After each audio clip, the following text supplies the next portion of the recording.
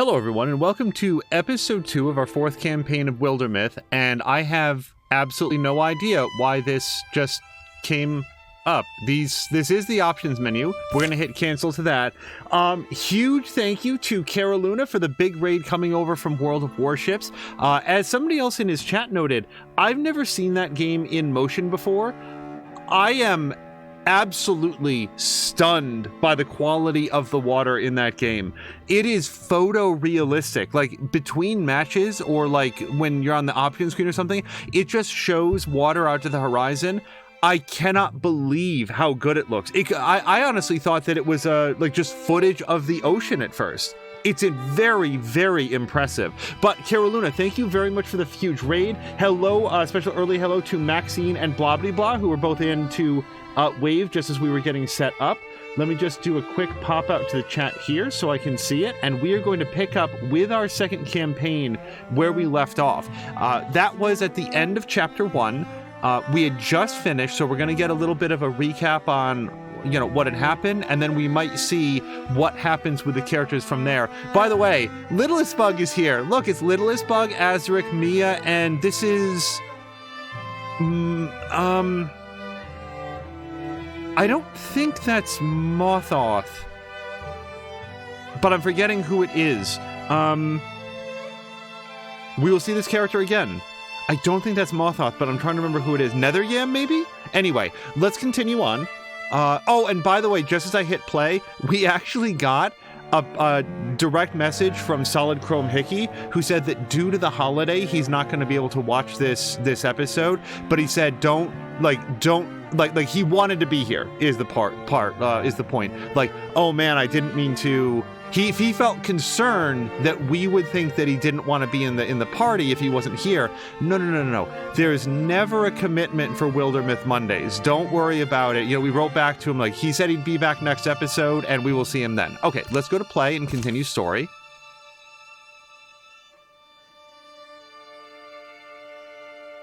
Caroluna is asking, Twitch, why do you start in 360p? I don't know, Caroluna. It sometimes just seems to choose its starting resolution at random. Okay, so we got some heartwoods, hides, ingots, fabrics, and spell threads. It is only just now occurring to me that we never fortified any areas.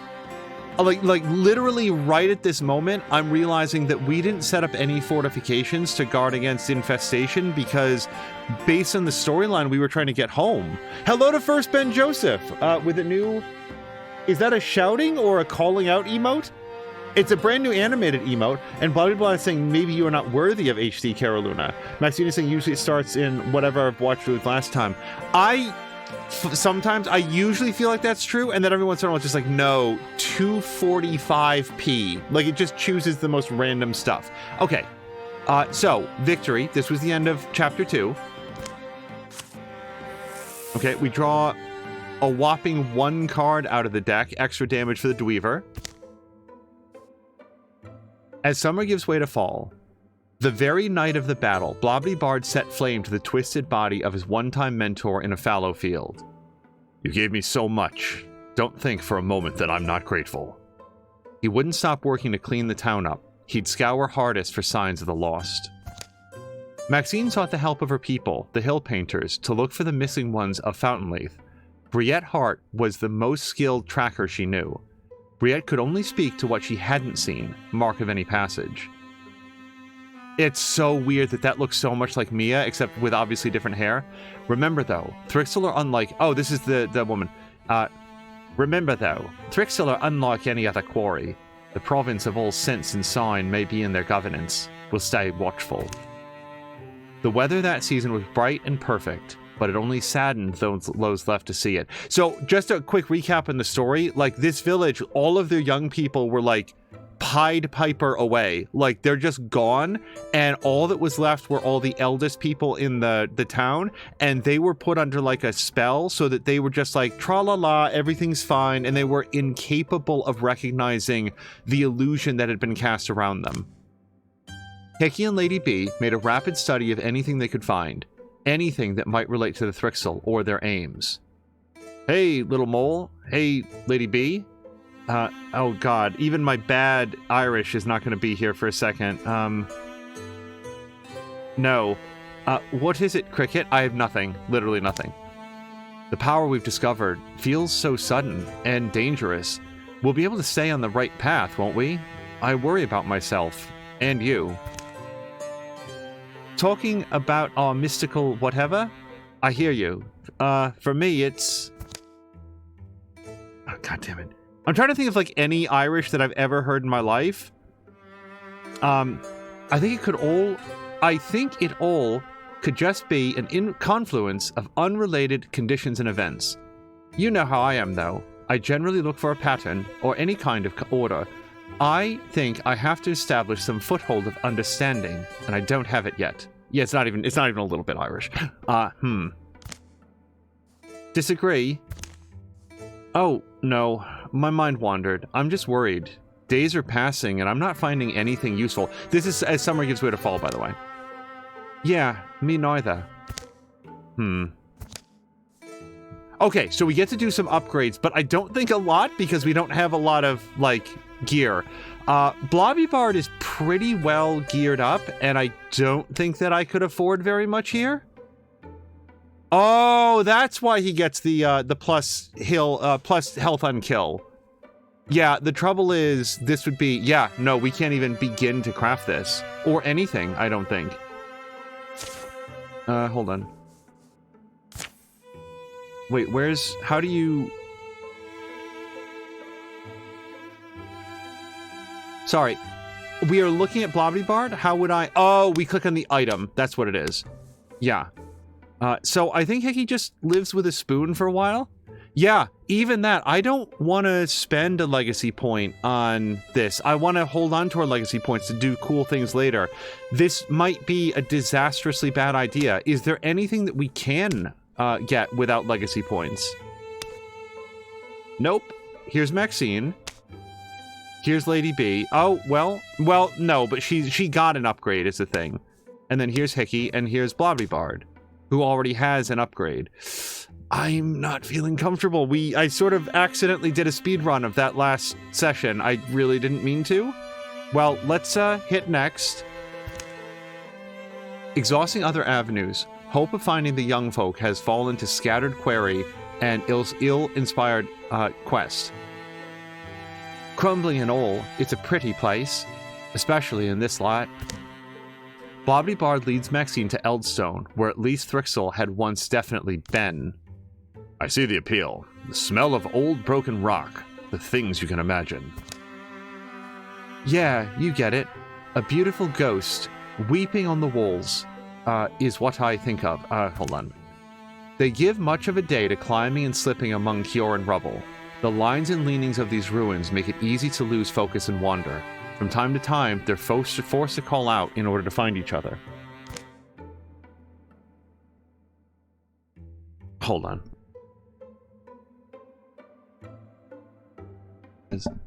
See that silver stuff on the ground? Molten, maybe. Yeah, that's all I've really found. So I'd say the Thrixel haven't been here in some time. Maybe my life's consigned to futile searches. Blobby Blah, he's so much, like, I don't want to say, like, he's not, like, fatalistic, but he's very grim in this. Much more than I remember him being. Oh, is this Mothman? Or maybe you only have to open your beak, little bird, and whistle for a favor. Scouring for lost chicks, I take it. I don't believe it. It's the Mothman. Take a good, long look. I am well worth seeing. Blobby Bard is so unimpressed. You know, how does a singular Mothman exist? I am troubled to have to leave you curious. But, as the badger often says before breakfast, shall we get to eggs, or did we wake only to bark and mud muddle? You have something to share? Have I not made that clear? Ah, but you do so provoke me to prattle. I'm in a bit of a rush myself. Dauntless and wanderlorn by my very nature. The idea was a weather-sown seed. I felt called to take myself north and beautifully east, and that is how I happened upon these chicks of yours. I saw them there, huddled and afraid, and dwindling in number. It is not a good place where they are. You saw them. And you didn't help them? You seem to assume I can walk into any den of Thrixel and simply rifle through the cupboards. I am flattered, but must humbly admit my talents have eventual limits. Remember your own limits too, precocious birds. Your enemy is well beyond you. A fire might grow forever, swallow everything, if no one's willing to carry water into the flames.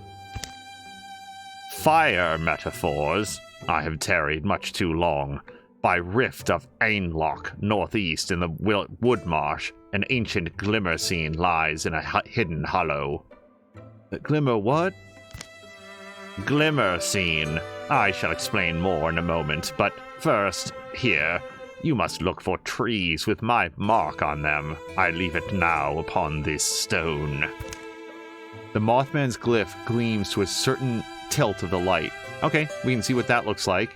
It's sort of a backwards Assassin's Creed. He is, Blobbly real Blobbly is saying Blobbly Bard has seen some stuff, it changed him. He is a hero of legend. And then he went his own way. If there weren't lives in the balance, I'd say we should be tracking that Mothman instead. Trying to think of anybody who's ever been Irish. I know the old font and the Woodmarsh. It's a long journey, but it's makeable.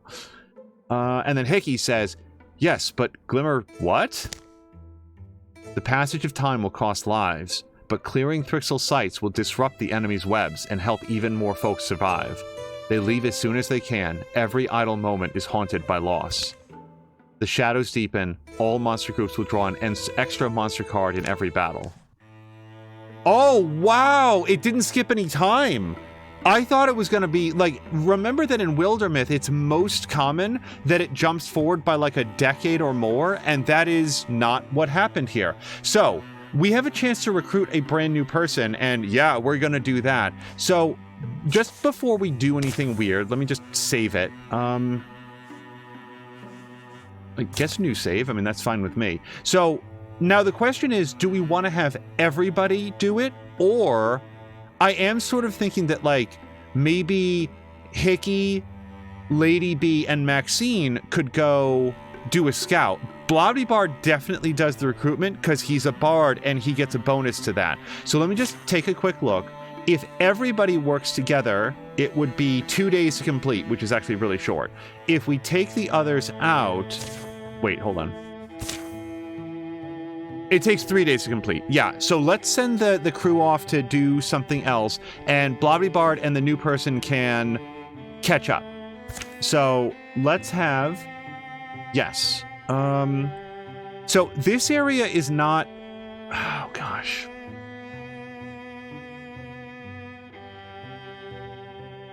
Okay. Here's what we're gonna do, and it feels a little bit risky. Well, oh, wait, we get another recruitment opportunity up there. Oh, we definitely want to do that. Okay, so let's have... This place is adjacent to 2 different infected zones, so let's have Maxine come up here, and she's gonna scout that area.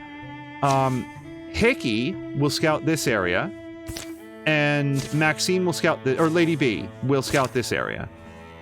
And then if... Okay, so... Okay. I kind of want to pick from Legacy, honestly.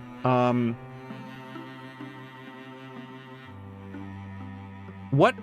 Oh, if I click this, it immediately costs 2, does it? Oh, but hold on. Oh, because of Blobbly Bard, we get... Hold on, let me just see. Because of Blobbly Bard, it's half cost, which I really like. Yeah, Blobbly Blah was saying, thank God I'm still young, because that was one of the things I was going to say, Blobbly Blah. Like, just in case, like, according to my memory, in the event that Blobbly Bard retires, you get a chance to pass along, like, a big amount of knowledge to, like, a successor, and you'll want to consider who Blobbly Bard spends the most time with and who would be the best person to do that with. Let me pick from Legacy. I don't know if I can cancel. Okay, so we can cancel this. And we can get Stormalander. I don't know how I don't do that. We've never gotten to hang out with Stormalander. We recruited him very late in Campaign 1. We are going to do this. After a ranged attack against him or any adjacent ally, Stormalander counterattacks with a ranged attack of his own. Yes. Yeah. We're going to do this, and it's going to be cheaper. Maybe it would have been 4 without Blobbly, but yes, let's get Stormalander. Yes! Oh, that's so awesome. The only thing I don't know is it 3 minus 1, or is it 3 because of the minus 1? And it would have been 4. I guess we're going to see if we go down by... So we're at 7, so what do we drop down to? Okay, it was 3 because of the minus 1. Okay. I should warn you, most people think they know how they'd react to battle, but really, they have no idea. Oh, fudge. What was the Salamander voice? It was like, Greetings, greetings. Greetings, creature. I am Salamander, and I am an Elvis ghost. Yeah, it was like that. Oh, shit, but how do you do it with him, though? What an astute observation. Okay, now, hold on. We get to outfit Salamander, and I think that's what Blobbly is doing. Yes. Oh, shit, 24 days. It's going to take a month to get him battle ready. Okay. Blobbly loves how Blobbly Bard tries to teach about battles to someone with... with a lightning fist. Yeah, let me show you something. A couple of things here, Whippersnapper.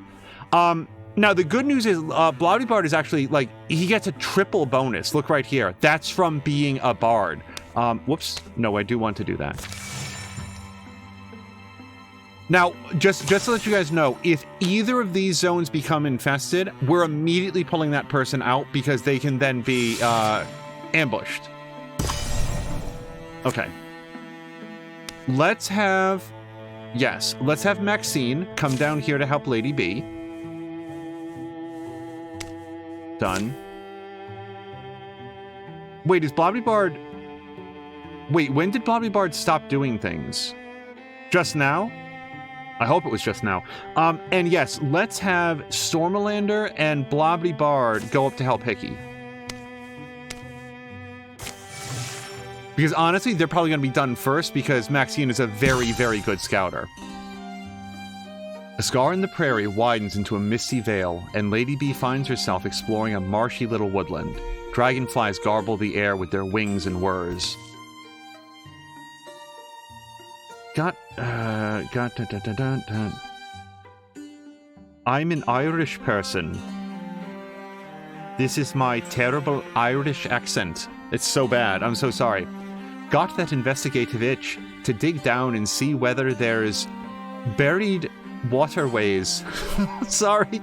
Crisscrossing all the flatlands. Oh, who's this person? Odds get longer when you're not paying attention. What? Somebody do this with an Irish accent for me. Startled me. Sorry. I'm Lady B. Too much in your thoughts, huh? My name's Leisha Black. There are some that call me Lucky Leisha. Lesser. On the Silver Step Lady. Some just call me the Gambler. All right, I get it. Are you going to quiz me later? You never know when a test is coming, but they come in like phantom debts. But knowledge is currency, and free knowledge is a rare and precious thing. Yeah, great. Listen, why'd I run into you? Feels like a strange place to dawdle. Our lives are filled with coincidences and significances, and sometimes those things are the same. Lessa produces a small box banded in bright brass. Behold! She sets it on a stone. Also, just look at her angry eyes, Lady B. You really shouldn't trust someone who is this angry to be happy to see you. A chance meeting reminds us that chances are fleeting. Here's a little betting box. How about 2 strangers wager together in the wet marsh? The game is guessing what's inside. Well, but it's her box! It's her box! Why would you assume she doesn't know what's in it? And your word is your wager. You'll pay what you say. Oh, man! I can't believe Lady B is not here. Okay, so let's choose. Hold on. We're going to do /poll, and everybody gets to vote. As soon as I click on it. Hold on. Okay. What should Lady B choose? Question mark. Okay, so number 1 is a trinket. Number 2 is precious materials. Number 3 is the essence of life itself. And then number 4 is nothing. Silence is a valid response. Okay, so let's go ahead and start the poll. Okay, everybody gets to vote. We're gonna let that run for 2 minutes. I'm gonna have just a quick drink here. Oh, which is gonna be a moment. Oh, by the way, in the previous episode, we had a lot of difficulty getting the polls up and running. Blah blah blah. I think the percentage is the probability of success, with the less likely things having a greater reward if you get them. I think that's how it works, but that is a guess.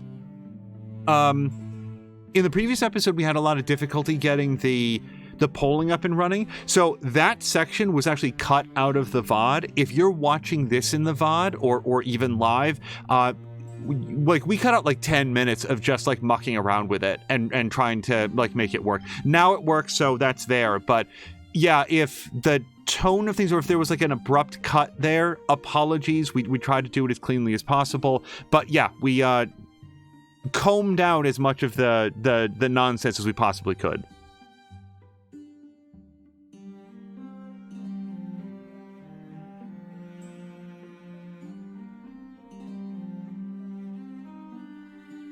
I think this is the first. I'm really trying to think. Were there any other chapter breaks that weren't at least a decade? This was like 3 days. No, I think it was a season. It was like half a year. It went from summer to winter, I think it was. Materials would be nice for crafting, blah, blah, blah. Like, one thing that we want to do, like, just to let everybody know, we want to go back and fortify all those other areas. I was so invested in the story of them being lost in the woods for who knew how long that I was like, okay, we've got to like get back to town. Like I wasn't even thinking about it being a game. Okay. Oh no, it was a perfect split between trinket and precious metals. So what we do there is I'm going to roll my trusty 4-sided die, which is right here, yep. So 1 and 2 will be trinket, and 3 and 4 will be precious materials. Nobody went for the essence of life itself. Okay, 3. So precious materials it is. We'll just put this away so that we have it for next time. Oh, that's the dice box, by the way. Usually do that quietly. Okay, precious materials. That's a little unspecific. I'm talking 1 or more of the 4 crafters' essentials. That's a weird sentence. Wood, metal, hide, or cloth. I'll say at least, you know what? I'll say at least 1 of each. 1 or more. Lady B flicks the lid open. Thrick! And it's just as she said. Wow! How with any god's help could you have guessed that?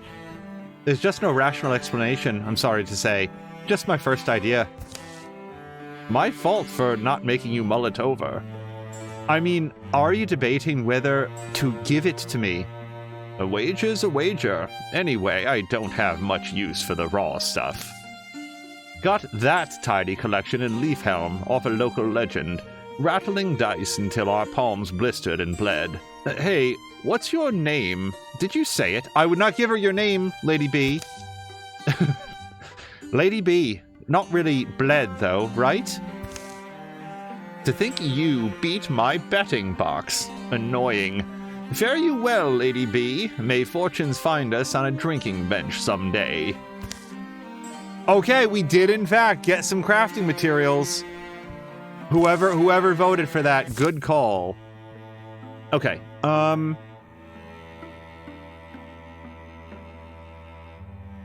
One prairie outpost. Build a station here to earn resources. Has that always cost a legacy point? Or have we changed the rules? But I want the resources. We need the resources. Yeah. Build a station. Is this a new thing? Stations provide resources at the end of every chapter. Spend resources to upgrade hero weapons and armor. This has never cost legacy points. I don't know if that's because of like this campaign or if they patched this in. I like it because now there's a real cost to it. Before it was just time. Yeah, Blobby said it did not cost legacy points before. I think I really like this because before there was never a reason not to do it. Well, I'll tell you what. We saved a legacy point by having Blobby Bard recruit Stormalander, so we're going to build this. Now the question is, what are we going to build? And we can actually, like, look. So thanks to Lady B, we now have ingots, heartwoods, hides, fabrics, and spell threads. And at the chapter's ends, we're going to get a lot more heartwoods. We're going to get the fewest number of spell threads, and that's concerning because we actually have 2 mystics. We have 2 mystics and 2 hunters. So let's see, how many spell threads can we get out of this? Literally none. Fabrics, hide and fabric, or 2 hides. Well, I want to say that our 2 hunters would benefit a lot from having the hides. But then again, we're going to get more hides than fabrics, and we have more hides than fabrics. No, actually, we have the same amount. Okay, so let's do a hide and a fabric. I feel like that's fair. And that's going to take 25 days to complete. Let's go. Okay, and this is a battle.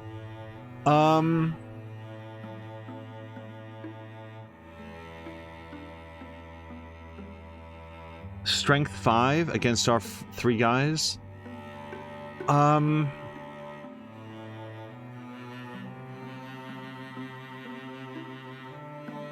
Alternatively, we could go back here and wait for the others.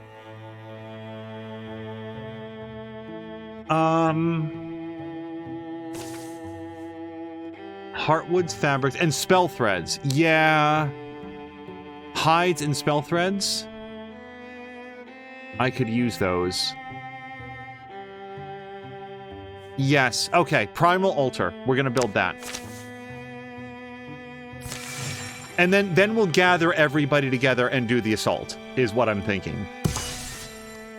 Okay. All right. Yeah, let's move Maxine and Lady B up here. Or actually, hold on. Let's gather. Let's go. And that way they can finish their outpost. Okay. And now let's gather everybody here. Yeah, I'm not sure that I feel ready yet for... to do battles with a smaller group. Like I feel like the crew is still feeling each other out. Oh, hello to Patikan. Hello to Patikan, Maxine, Prelium, it looks like. I hope, Patikan, you had a great debut stream of Tomb Raider. I did get a chance to watch some of it. Now, I did not notice any frame rate troubles in Tomb Raider, but I did see the advice that you could improve the performance by turning off tress effects. I haven't seen the updates that they did to tress effects, but I remember that when I played Tomb Raider, I turned that off just because I didn't like the fact that Lara Croft had hair from like a different dimension than every other person in the game. If they did tress effects for everybody, that would have been fine, but it just didn't. Like, anyway, if you were to turn it off, that's fine, but I will say I didn't see any performance issues at all. That game looks great to this day. Yeah, a decade old, can you believe it? Okay. Let's do the fight. Let's do the fight. I'm very worried that we didn't upgrade anybody's gear. It's really concerning me.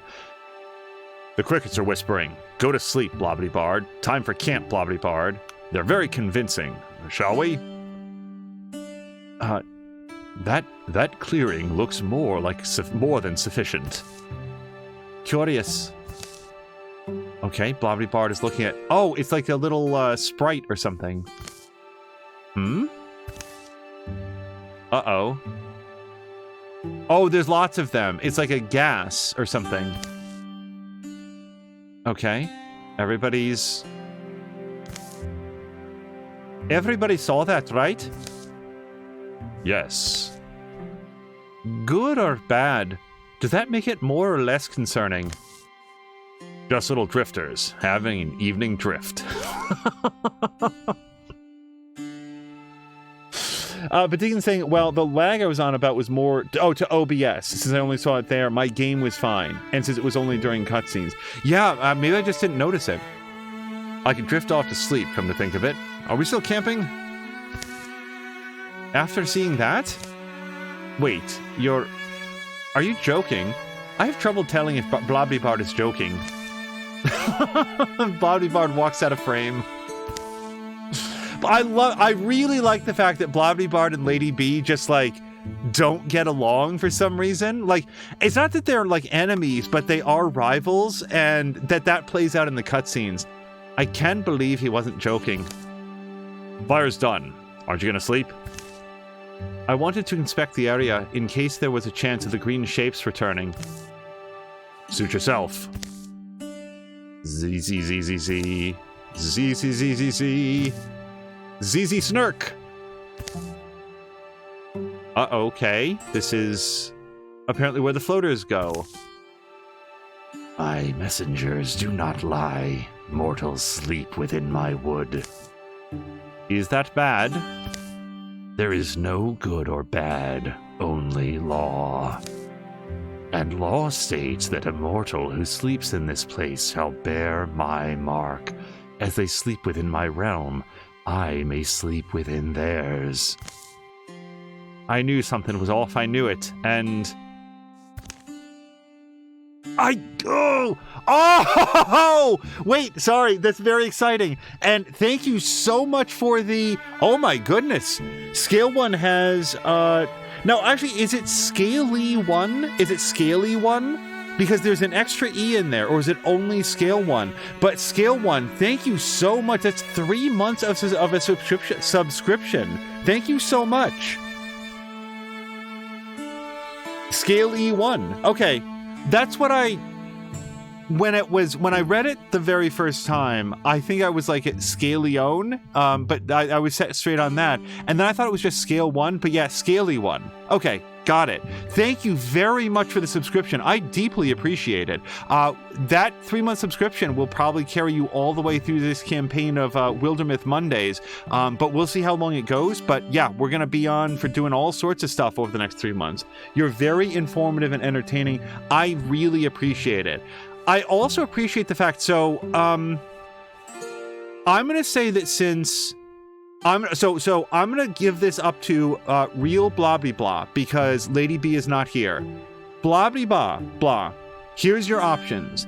Lady B gets transformed, Blobbity-Bard gets transformed, or, if you don't want to choose 1 or 2, then we'll put it up for a community vote, and the community can also vote on not marking anyone. So let me turn this over to Blobby Blah, because this has this has a potential impact on his character.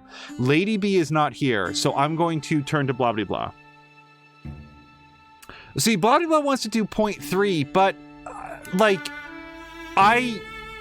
if you want the mark, the transformation, we can give it to you. But otherwise, I think that chat should be allowed to vote if Lady B gets it. So yeah, I'll say, if you don't want it, then we'll do a poll for 1 or 3. Because I do think that Blobby Blah, if Lady B was here, this would be 100% her choice because Blobby Blah is asleep. Let's the chat vote. Okay, let's do this. Okay, chat, you get to vote. And we're going to have, since Blobby Blah prefers not to the transformation. So who? Okay. Transform? Form? Question? And the options are yes, Lady B, or no, No one. And we will put that up for a 2-minute vote. Yeah, like I said, there's no commitment, but it would be so awesome if Lady B was here, because Lady B would have the say on whether or not Blobbity Bard gets transformed, because he's asleep, so it's technically her choice. I think as rivals, Lady B doesn't have to get it, but it's really a stab in the back to send it to Blobbity Bard. Yeah, I guess the question here is, do we think that Lady B is lawful good in that she's going to follow the laws of the land, or do we think that she's chaotic good, or arguably neutral good, where she's like, no, I don't care what the laws are, this is morally wrong to force a transformation onto somebody who is not here? And that's gonna be something that chat gets to vote on. I'm gonna grab another drink here. Yeah, so we did another stream of Anno 1800 earlier today. Honestly, I could have gone for another 2 hours on that game. It is remarkable how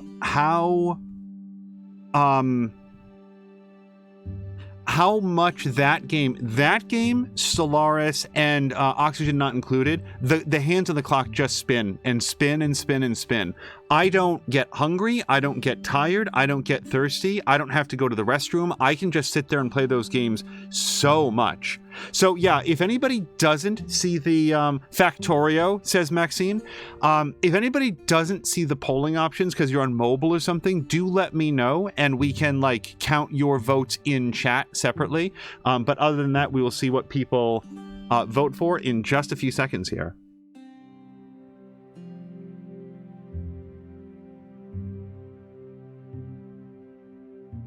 Oh, wow. A runaway victory for Lady B gets transformed. I hope it's like a cool transformation, because she shall hear of this. Okay, Lady B won't flinch.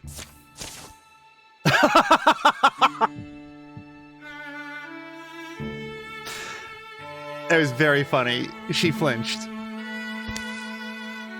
Is that it? Am I marked? Well, that's not so bad. There is no good or bad, only law. The next morning, and then I got marked by the spirit, so I believe you have something to say to me. Come on. Okay, fine.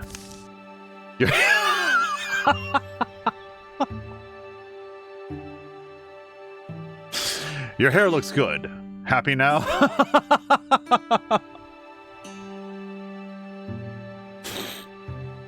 Carolina says that timing. Yes, indeed.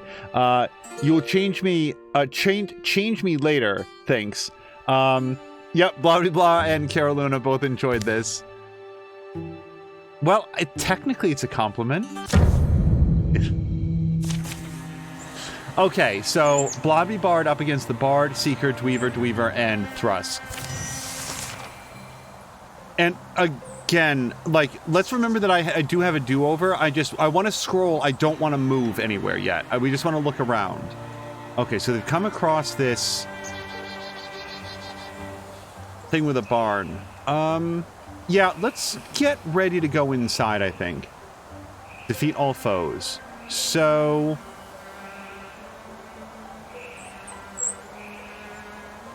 well, let's have Blobby Bard, like, post up here in front of the door. And Maxine... oh, let's have Maxine Gray Step it. Silk Step it. Yeah. And Stormlander could Silk Step it. Yeah. Silk Step. Now, Hickey and Lady B... by the way, it occurred to me, one of the things that I think is super awesome about Hickey and Lady B is that they're siblings in the story, and each of them have a power set that has produced different reasons for them to want to get in close to the enemies, which I really like that from a narrative perspective. Speaking of which, let's have Lady B come here And she's going to interfuse with these mossy rocks. And let's have... Oh, actually, let's have her interfuse with the wagon as well. Because the more things that she interfuses with, I think, like, isn't her damage do more? Yeah, she gets more damage and more speed. So, that's super good for her. And we're just going to have Hickey come up in here and wall with his sister. And we're going to interfuse with that lantern. And maybe this... Oh, is that... Oh, no. Interfuse with the stump. Okay, and just Guardian for a second. All right. Blobby Bard. Let's open the door. All of the dudes. So, Blobby Bard can attack. He can also swell song. And with 3 dudes in here, I feel like it's a good time, especially with that Dweaver back there. And we know that the Bard is going to try to, like, pump up the thrust. So... let's do Swell Song. Oh, but that is going to be his turn if he does that, though, because he just opened the door. I should have had Maxine or somebody open the door.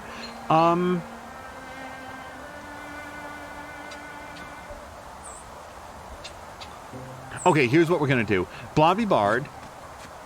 Oh, but this guy has tons of armor. Nuts. So let's do Guardian. Okay, Lady B. Let's have Lady B come in here, and she's going to stab this Thrusk, hopefully to death. That was a ridiculous amount of damage for somebody who's basically just got a pointy stick. It's not even that good of a spear. Peggy can steal the fire, but he can't, like, get it in there, right? So... I think a better option, if he moves here, that Bard is immediately going to take, it's either 1 or 2 points of damage. Actually, if he moves here, I think that Bard takes some damage, doesn't it? Okay, no, here it does. You can actually see it there, and it's 3 points of damage somehow. Okay, that's good, because this thing has a ton of armor. We can't discus. Actually, you know what? Maybe I should just move him right back out. Because I don't know what we get for having him in there now. If anything, he should just move a little bit closer and, like, hit the Dweaver. So, let's have Maxine shoot her Quelling Moss. Except that hits her allies. Okay, so let's not do that. How about just a regular shot?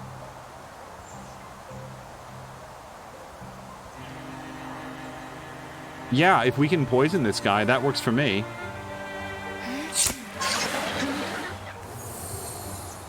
And then Stormlander.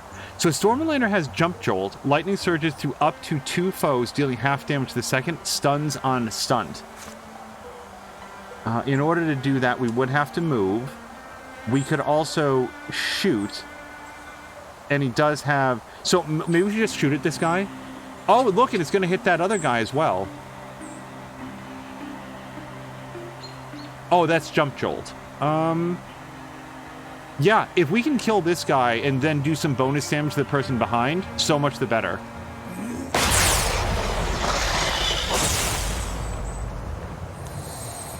Okay, so that leaves Hickey. So if Hickey moves up here, that guy's going to take some damage, but also it's going to be well positioned for a counterattack.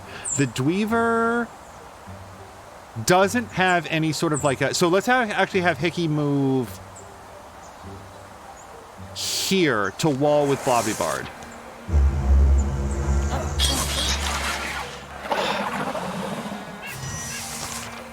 Wait, what was withdraw? What was...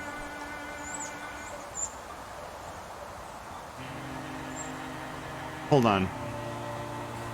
Hickey is not interfused with 2 things. I'm not sure what just happened with the withdrawal. So let's have... Well, Hickey could probably just like hit this thing with his mallet, but I do feel like Lady B could now come up here or just stab it from where you are. All right, that was a good try. Hickey. God damn, just kills it by walking up to it. That Vigor aura is nasty. So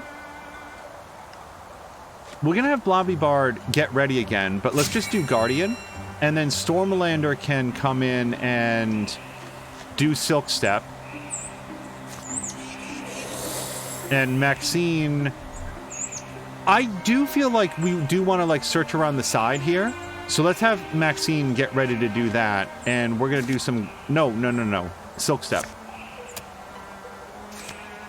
Okay, that makes her invisible, and then Hickey can basically come up here. Okay. Before we make any, like, firm decisions, Maxine, just poke your head around the corner. We just want to see what's around here. Oh, it's actually an open area. Okay, yeah, we can do, like, a pincer attack. Maxine, what else do you see, if anything?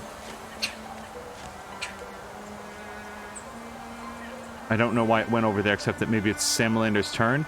So, actually, I don't see anything in the backyard, or, like, the forge area here. I feel like we can just go directly here. So, Stormlander. Yeah, just why don't we have you open the door? Okay, we can do another jump jolt.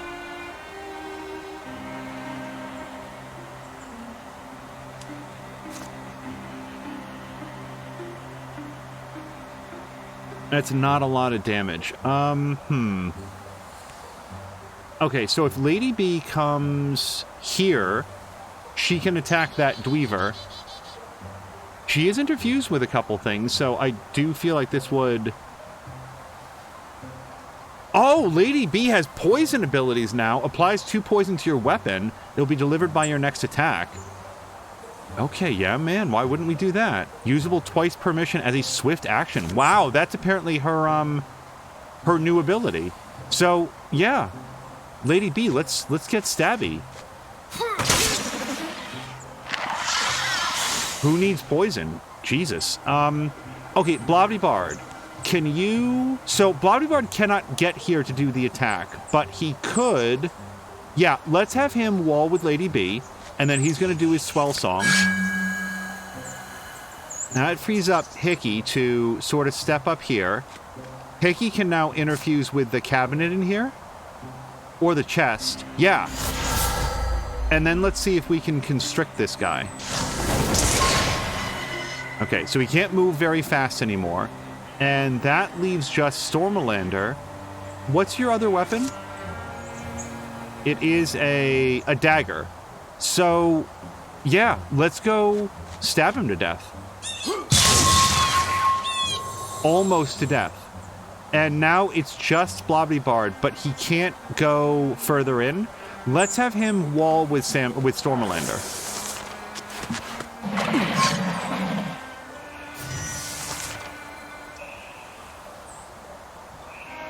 Wait, did anybody take damage there? I don't think so. Hey, I've got bad news for you, buddy. Allow me to introduce you to Solid Chrome Hickey's aura. Yeah.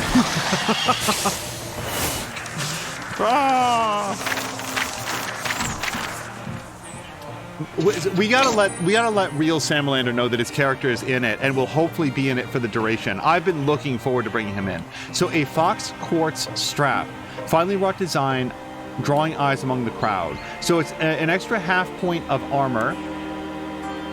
Everyone can take it.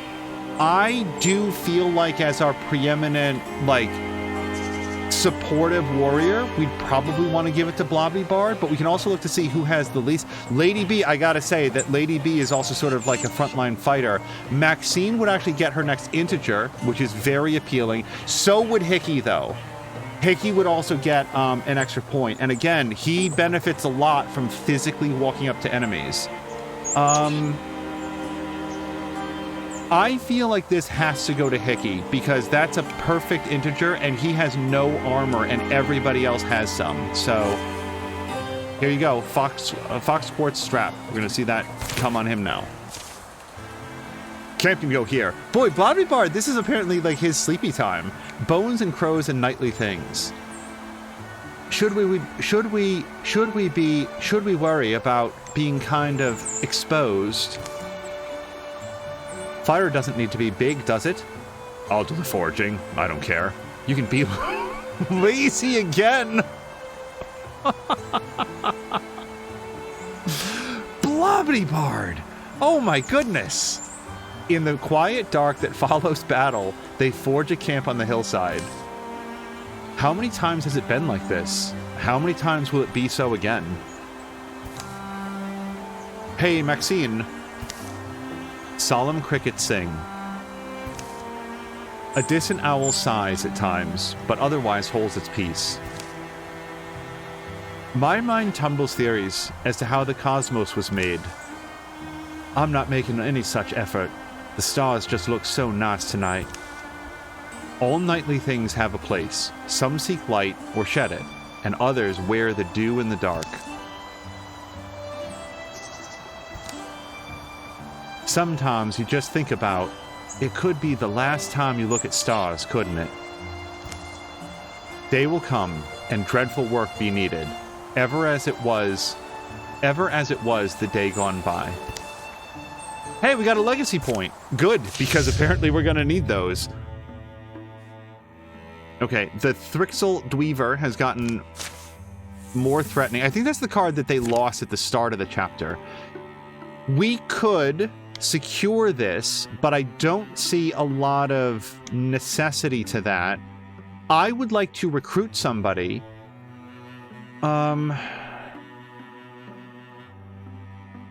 I would like to recruit somebody.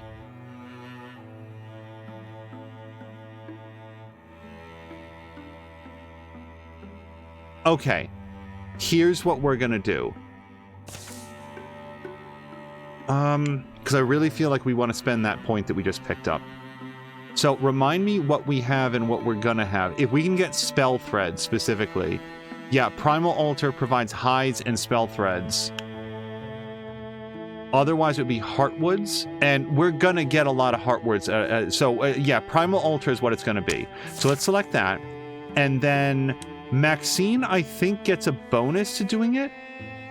I'm actually not sure, but Blobbity-bard is going to stay and do the recruitment again. So Blobbity-bard stays, and I feel like everybody else can go.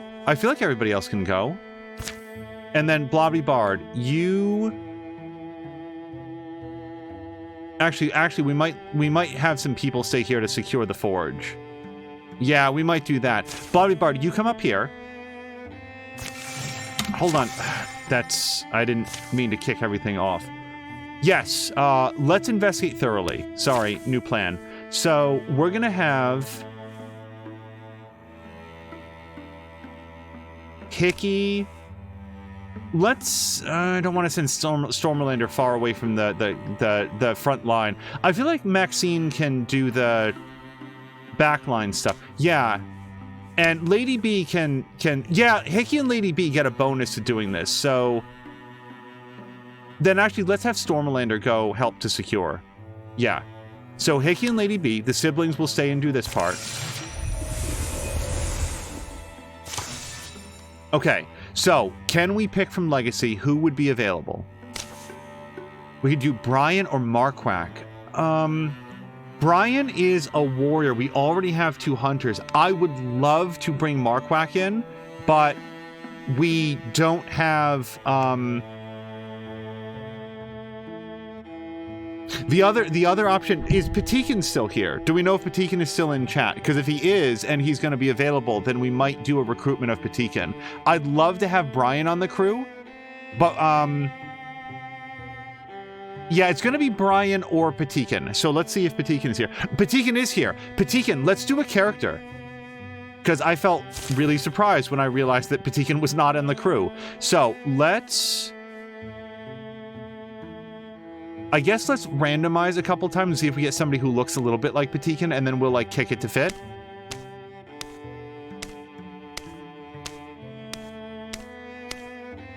Oh, I like some of these character designs.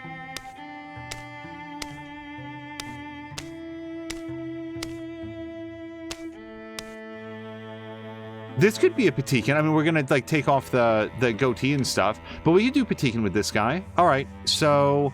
We can't customize him. Oh, we totally can customize him here. Okay, that's way better than just randomize. Petikin. Okay. We'll leave it at, like, masculine, attracted to women. Head and face. I feel like we're gonna go like that. And I honestly cannot for the life of me remember if Petikin has, like a beard or a goatee or anything like that. No full beards in this? Oh no, Petikin, there's totally full beards. We can go like that.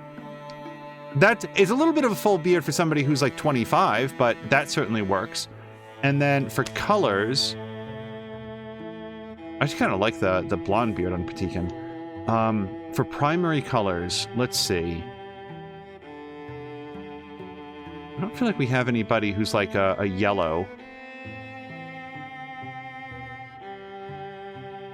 Oh, and by the way, Petikin, like in a second, we're gonna ask like what kind of. I feel like yellow. Yellow and blue looks interesting. Although that's also an interesting look. Yeah, hold on. Let me go back to the. So this came out a little bit more green, but if we dial it back a little bit.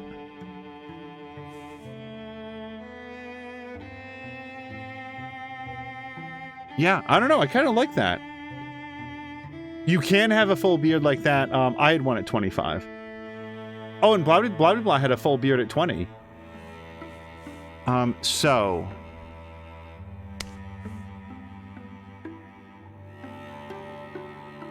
I like the characters to look a little bit, distinct. Now, blah, blah, blah. Or, sorry, Petikin. I don't know where or when we get to choose your class, but we're gonna find this out. So Petikin has no relationships just yet. It wasn't easy growing up the son of a scoundrel who sold false remedies, but Petikin managed to emerge from childhood full of his own impressive resolve. They say that a sharp-tongued and cynical boy who looked a lot like him once tricked a mountain goddess out of her icy tiara. Petikin never commented on the story. Desperate to find meaning in his life, he attempted unbelievably stupid feats in the name of conquering fear. Okay, we've done the customize and the aspects. Yeah, I guess he starts as a farmer, and that's fine. Gear aspect, yep, tunic and melee weapon. Alright, I feel pretty good about this.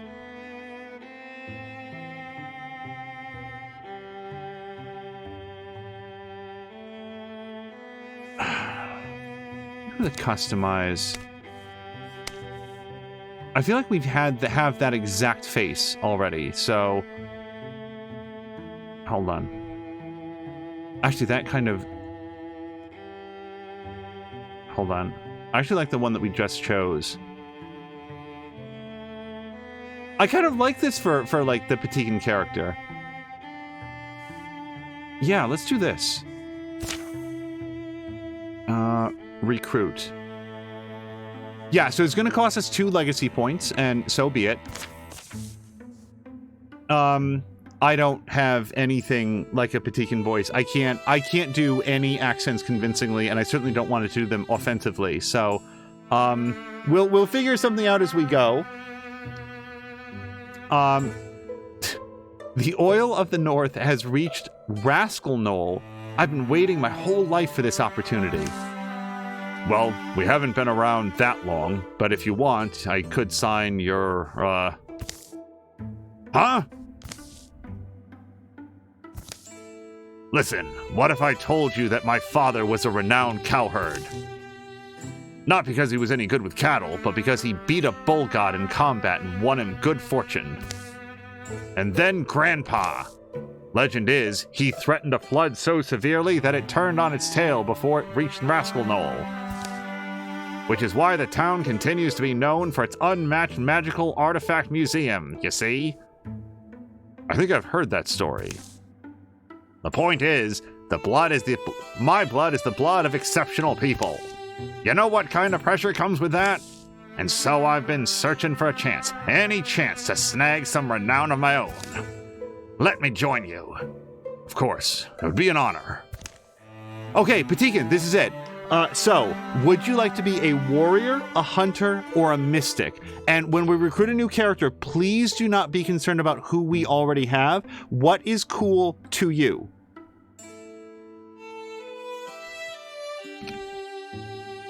And I'll give Blobby. I'll give. Sorry, I keep saying Blobby Blah. I will give Patikin a moment to select.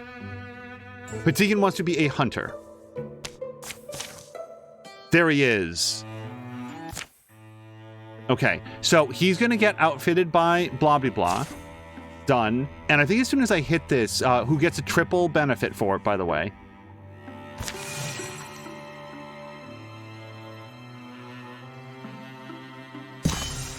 Okay, secure the site has been done. A thorough delving, the mysteries of Slake Forge has proven rewarding. And we found 3 ingots. And a jade wood bow. So, we could give this to Lady B. It would replace her walking staff. Is it best used by Lady B? Because Hickey, although he currently uses a wand, doesn't get any benefit from his soup spoon. Plus 2 spell damage and plus 15 block. I feel like this would better go to Hickey. We don't have to replace his tier 0 wand, but yeah, let's give this to Hickey. So far he's been using his soup spoon as a wand, but this is better than that in every way. And to the extent that he uses his interfusions, that would be super good. So that goes to him. Snakestone knee pads, plus 5 dodge. So that feels like a Stormalander thing, the dodge from 50 to 55. Yeah, because Blobby Bard has higher than 50, and we're certainly not replacing that on Maxine, so this goes to Stormalander.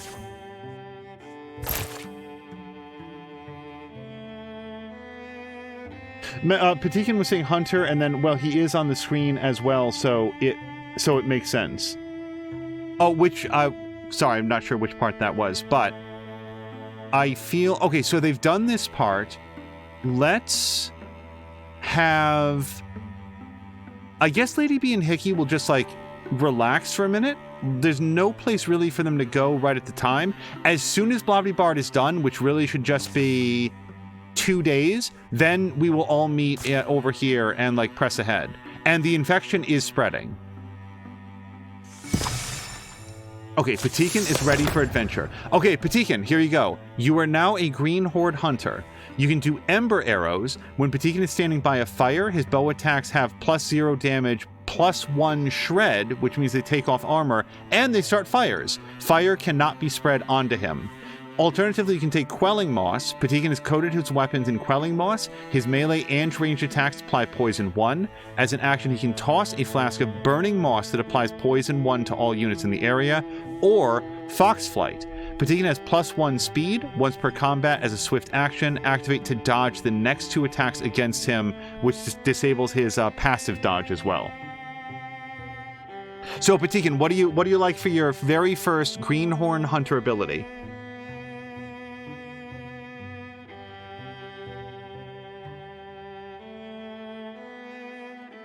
And again, the only rule, I think I said Blobby Blah again. Patikin, the only rule is whatever seems cool to you. Go for the Ember Arrows. Okay, that's good, because we don't have anybody on the crew for that. But any of them would have been good. Okay, so... I don't want to wait, but also I feel bad that they're so far back, but at a minimum, we can try to get the infection out. So let's do a scout with all of these guys. And the hunters do move quickly, so they should be able to catch up. Yep, dismiss. Okay, you guys, hold on. Let's bring Stormalander here. And then Maxine, we also want to scout. Oh, hold on, we can't. Well, at the very minimum, let's get Maxine, like, here. Oh, why? I don't know why we can craft there. Shoot, do we want Maxine to craft something? Hold on, that changes everything. I could have had them crafting for those 2 days. Well, I'll tell you what. Every path involves, like, Maxine coming here. So, let's get everybody back together. All right. You guys do a patrol. Patrol. We need to get rid of the infection.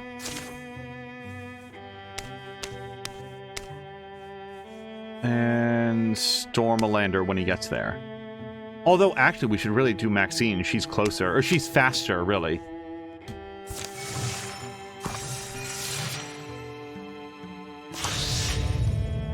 So, the Thrixel are getting more powerful. Now that we know some of the new uses for legacy points, I don't want to stop them from getting stronger. I mean, I do, but not enough to actually spend this. So, they're going to get a scorier. That's just what it is. It's a village says blah, blah, blah, and therefore you can craft. All right.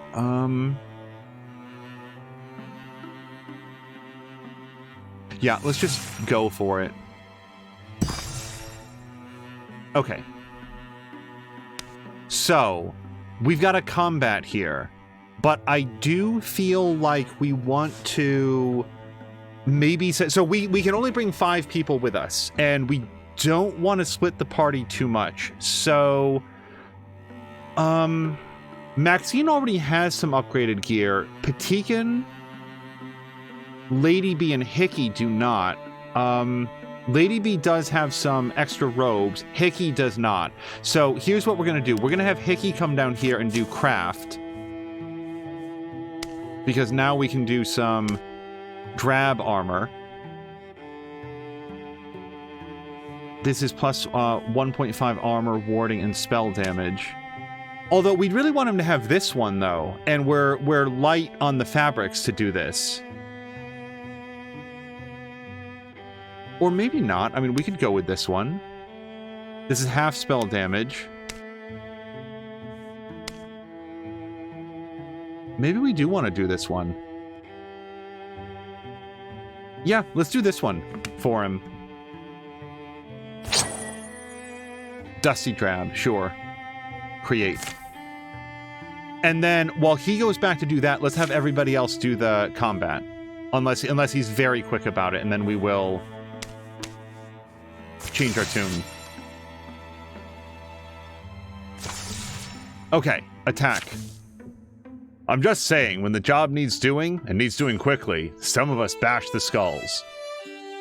And others stand in the corner and commune with the furniture. I'm not saying which is better. I'm just saying... Still needling at Lady B, huh? Interfusion is a subtle art. It doesn't surprise me that you can't comprehend it. I don't know if she's going ahead or if they're all just continuing down the path. I love that blah blah blah has his Avenger rabbit. Okay, Maxine might be noticing something. Yeah! Everything all right? I just thought I saw a snake, but it was just a vine, I guess. Don't worry, none of the snakes native to the area around Master Grove are particularly dangerous. Couldn't tell you about the vines, though.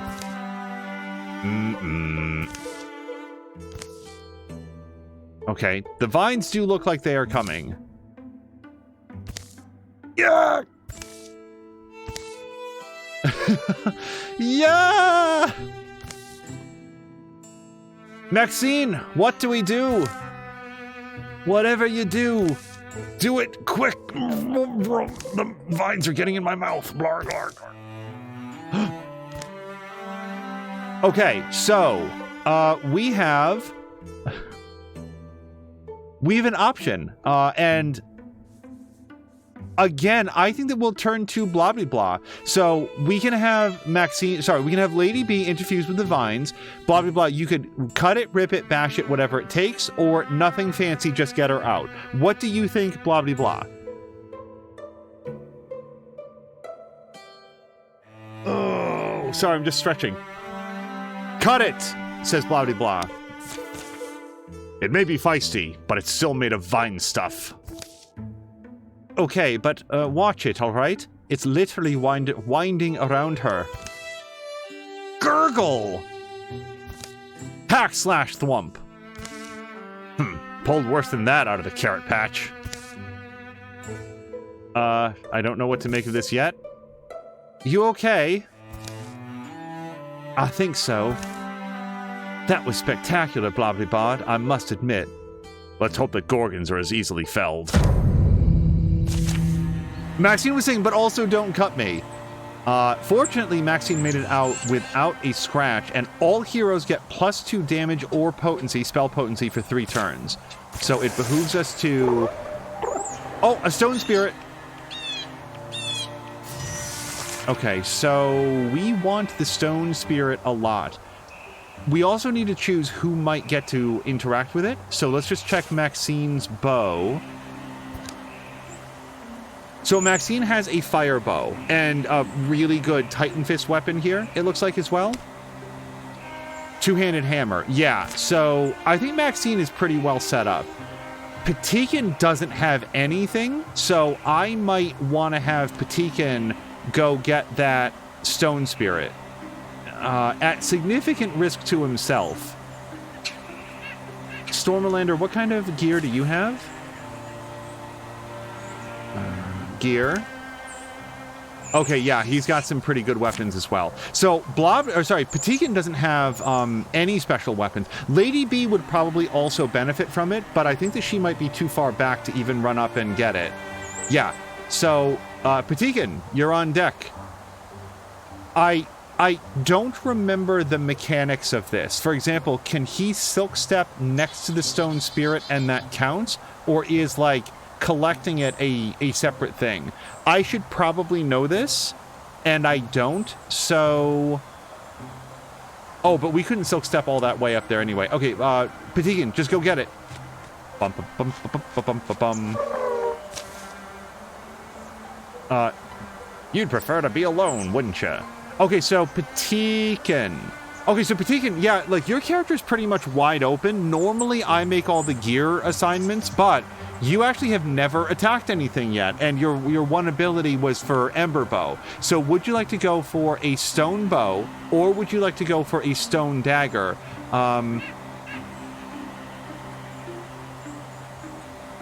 Yeah, I'm going to leave this up to Patikin. Patikin, or you could take the legacy point. I'm just going to say, Patikin, take a cool item, a cool piece of gear. That's my recommendation.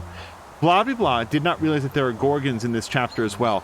I think any of the enemy types can appear in it.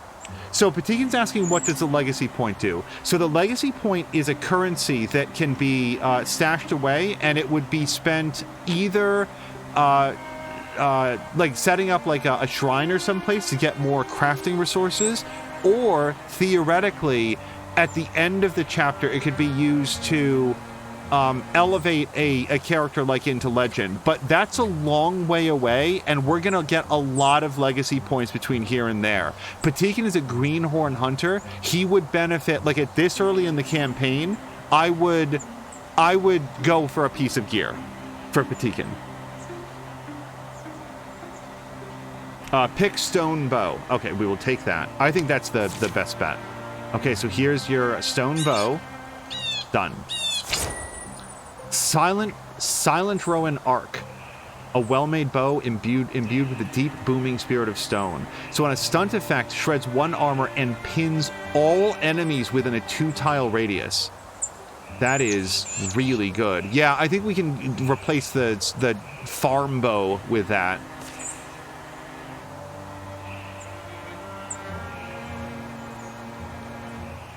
I kind of want to call this, though, the Patika Rowan arc. Claim. Okay. Now Patikin's in a lot of danger. Like, now that we've gotten him his bow, we want him to survive long enough to use it. So, let's have Maxine... Well, we don't have to drive right up to it. Blobbity-Bard. Let's... I feel like in the spirit of saving Patikin, let's have Blobbity-Bard come up as far as he can, but then he's going to do Swell Song, which is going to affect everybody except Patikin because he's too far away. And then... Yeah, he's just... gonna do... Well, let's hold on to his move. Maxine, you have a big boost to your attack. So let's have you... Oh, yeah. Maxine can actually come right back here. And she can take a shot. Let's shoot at this guy because we've got a better chance to hit him. Oh, ricochet shot. That's fantastic. She actually hit both of them. And she had a very low chance to hit the raccoon, too. Okay, Lady B. So, Lady B isn't yet interfused with anything. That's one thing about sort of being a melee mystic. It takes her a little bit of time to spool up her power. So, let's have her come up here and maybe interfuse with the stone tentacles. And then we're going to actually throw the discus at this guy. And if we hit both of them, so much the better. Awesome. Okay, now, Stormalander. Bring it home for us, buddy. Oh, hold on. Let's swap weapons so I can see where you can hit. Yeah, he's going to have a borderline 100% chance to hit this with his hand crossbow. And Patikin lives to live another day. And now we can just move Blavity Bard up. Boy, this is a good setup for Patikin so far. Let's have Patikin Silk Step so he turns invisible. We can see that more enemies are liable to come from there. Blavity Bard does see a raccoon. Now, raccoons do have ranged attacks, and the Rager can do trample. So, yeah, let's have Blavity Bard get set up with Guardian. Lady B is no longer interfused with anything, so we're going to have her come up here and then interfuse with the tree and interfuse with the other tree. Well, let's interfuse with the rocks. Maxine, let's... So we're going to put Maxine into the gray plane. So she won't actually be walling with Lady B, and probably the same for Stormalander.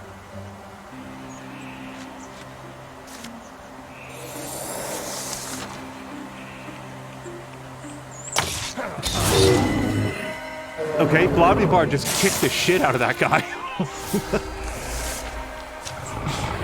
Okay, and here's the row. So, Patikin, you have actually not a very clear shot on this guy at all. So, I'm looking for any source of fire that, yeah, the only source of fire was way back here, and Lady B can't really go back to, like, call it forward, so... Blavity Bard.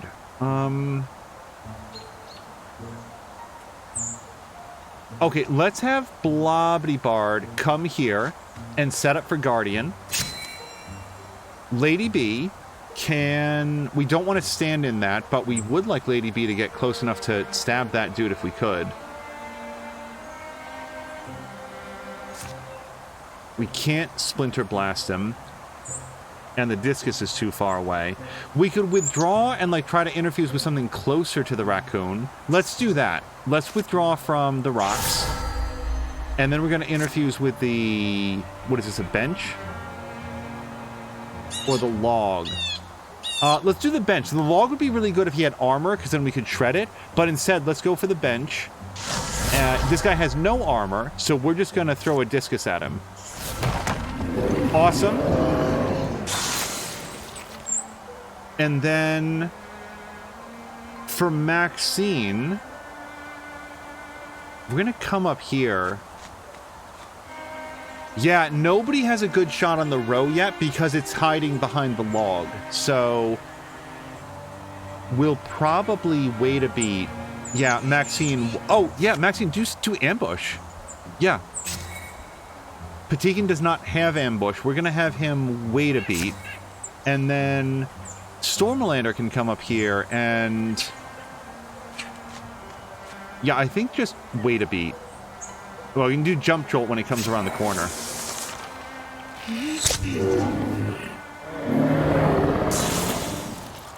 Okay. Easy peasy. Hello to Jägermeister, who's just home for lunch, back off to the last job for work, and is lurking. Jägermeister, thank you so much for the lurk, and hopefully, you know, by last job, you're on vacation for the rest of the year. That's awesome. Enjoy your launch, enjoy your time off, and hopefully we'll be able to connect with you for some more fun streams. I saw you playing some Ixion and would love to like learn more about that, but I am planning to play it myself. So yeah, if anybody was curious in Ixion, Jägermeister was playing that just yesterday. So, a shield for less damage from non-flanking attacks. We're definitely not taking away Lady B's poison. Patikin's going to be fighting with a bow. Maxine's hands are full. Hickey's... Oh, wait, Hickey has an offhand. Hickey has an offhand that he's not doing anything with. Yeah, let's give it to Hickey.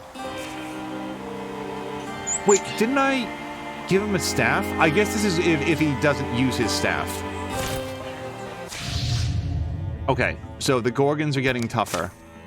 But I don't expect that we'll see very many Gorgons in this fight, so I'm not as worried about that as I am about the others.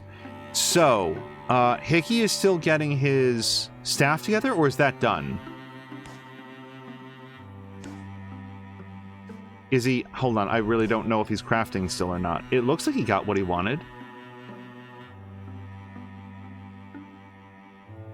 Hold on. Here. It really looks like he has what he wanted, even though it does show here that he's building it. Yeah, he's still got a symbol here, so I think that he's still working on it.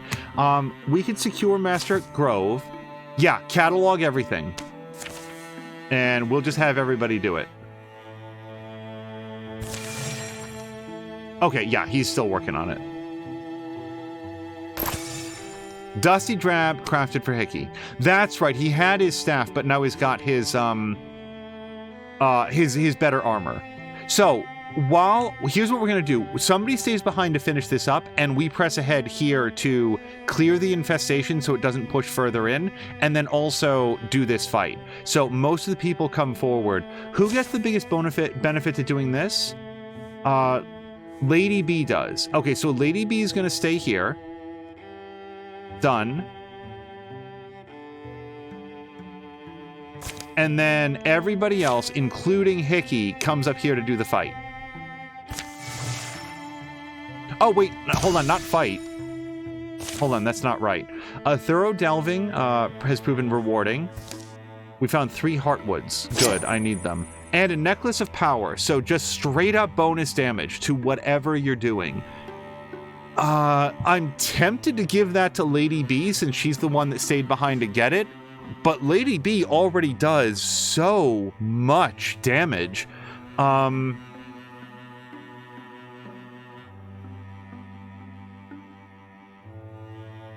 I think we might give this to Stormalander because he not only has 2 separate weapons, but also his Storm Fist. So he just has more tactical options to use it with. Patikin's the Greenhorn. He's the newest newest person, but it's not, you don't get more experience for getting kills or anything like that. I feel like it's really going to benefit Stormalander, plus the Necklace of Power. Just sounds like something that an Electric Fist guy would take. So, yeah. Okay, but I don't want to do the fight. Sorry, we wanted to do a patrol with everybody. No, these guys. Yeah, let's get rid of the infestation. There is no reason to rush this. Just get rid of that infection. And now we can do the fight. And is she still working? Oh, no, she's not. So the other possibility, by the way, is to have a team go off and do this. And I'm feeling more comfortable with this number of people in doing that. We never want to do it with fewer than 3 people. So I would say let's send a scouting party. And it's going to be... Hold on, let's take everybody out. Whoops. Everybody out. So it would make the most sense to have Maxine as a hunter... Maxine as a hunter can, like, lead the party, I would say. Let's have...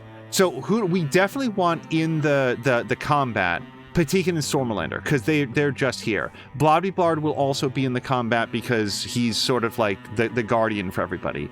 So, from there, I think Lady B and Hickey make the most sense right now. Yeah. So we're gonna split the party 3 and 3. Oh, sorry, we didn't do this. Let's do the fight. Why did I send them away? The fight is instantaneous. This is very stupid. Hold on.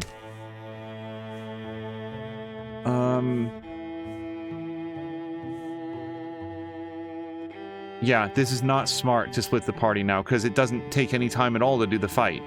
So... Oh, no, not Lady B, because she's 15 days away. Yeah, Maxine. Okay, so everybody does it. Okay, one day, Blobby Bard and Maxine. Where's my lucky coin? Asked Hickey. That big copper one, I haven't seen it. Couldn't have been the spoon of the socks, could it? Had to be the coin. Oh, sorry, okay, I get it. That coin is responsible for more victories than you'd think. I forgot it on a hunt one time and couldn't hit a thing. You know, friends help friends look for lucky coins. Why is I thought Maxine was helping him. Hickey, if I even knew where to start looking.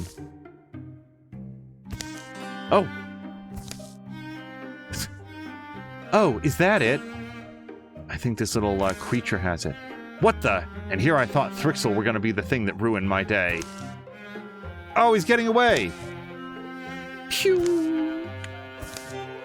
Over the dale and through the woods, Hickey has tracked this thing back to its den, which, by the way, appears to have some either decorations or warnings outside. Okay, so again, Hickey is not here, so yeah, let's do a poll in chat. I did promise Hickey that we would take good care of his, Solid Chrome Hickey, good care of his character until he got back, but, what should Hickey do? Question mark. Option 1 is, enter the cave, or the den, really, or, get backup. And sorry for hitting the mic. Start poll. Yeah, so while we just do the poll, and if anybody does not see the poll or cannot vote because you're on mobile or anything like that, do let me know, and we'll sort of try to take that into account. Otherwise, yeah, Jägermeister was playing a recently released game called Ixion, which is a little bit of like a city builder on a thing. Okay, Maxine was briefly only seeing one option, but now sees both of them. And what it looks like to me from the very little bit that I've seen is it's very reminiscent of Star-based Startopia, or sorry, just Startopia, I want to say, because I never played Star-based Startopia, where you're building on the inside of like a ring. So it's got this kind of unique perspective, and you're laying down facilities for the people that live there.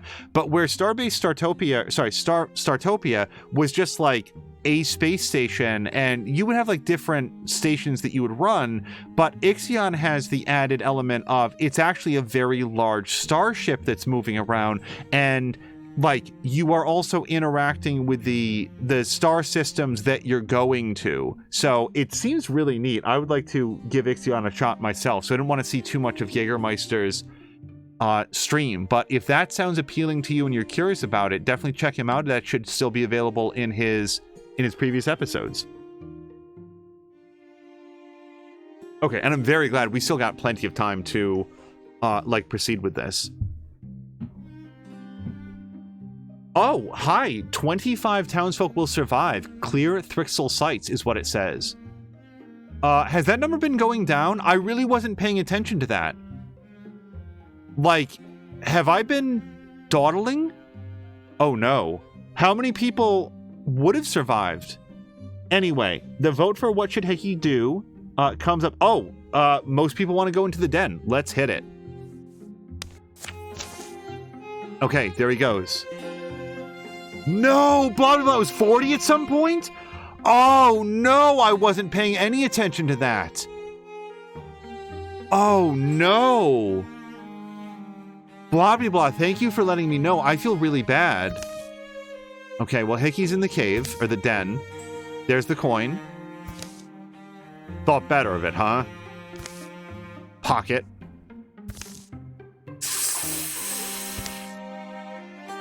Oh, he's hiding? And so is the little, creature. Uh-oh. It is a Thrixel. Well, at least the luck returned quickly. See, those are called Thrixel. Thrixel. And now they know where now we know where they're congregating. Congregate. You know what? Never mind. Hickey? Shh, over here. I've got the coin, and I've got a leg up on the Thrixel now. So I feel awful, like half the people have been killed. We have to go. I didn't realize... I'm playing the long game and trying to get the team like geared up and get some crafting materials, and meanwhile people are getting murdered. I wanted to mention it before, but it would be backseating. No, we will find a way. What the... Oh, God. Okay, so we've not seen a Scorier before. Scorier burrows to a nearby location, knocking foes away from the location. And Scorier attacks their target, injecting them with poison. This sounds very dangerous, and he's got a ton of armor. So, Patikan, I think we've got a brand new use for your Ember Arrows. Let's have you come up here. And we're going to take a shot on this thing to take off at least 1 point of his armor and maybe almost half of his hit points. That'd be super cool if you could do that. Fantastic. Okay, that's a good, strong start for Patikan. Maxine has Quelling Moss. I like using Quelling Moss against guys with tons of armor. Like these guys. Yes. Is there any place that we want to move Maxine to before we do that? I think... Well, hold on. Let me think specifically where I'm going to throw it. Yeah. So I think that Maxine shall move here. And then... Okay, and now we can get all three of them with the poison. So I like this a lot. Okay. So that's going to pay dividends over time. And yeah, we've also got a fire started there. So, Stormalander. Stormalander actually has a better hand crossbow than he does anything else. I do feel like the jump jolt would be nice. Let's just see what that would look like. Oh, we could potentially hit up to 2 of them, although the odds are very small of doing that. The alternative would be to shoot with his fire crossbow. He's got an 85% chance to kill this guy. Let's do that. Yeah, anytime we can just straight up take damage off the table, I feel like that's a safe bet. Now, Hickey, he's got a real kick to him. He's got the Axe body spray on him. So if we just move him up here, actually if we move him here, yeah, both those guys just immediately take 3 points of damage. I like that. Even if we just walk him up and then walk him back, that's fine. That's guaranteed damage. But ahead of that, what if we interfuse with these rocks and then we, like, spit some rocks at them? Yeah. So let's do that. We're going to interfuse with the rocks. Then we're going to just walk right up here. We're going to hit both of them. This is going to be 6 points of damage we just get for free. And then let's throw the discus at... Yeah. If this hits, great. And if it doesn't, well, we still took a shot.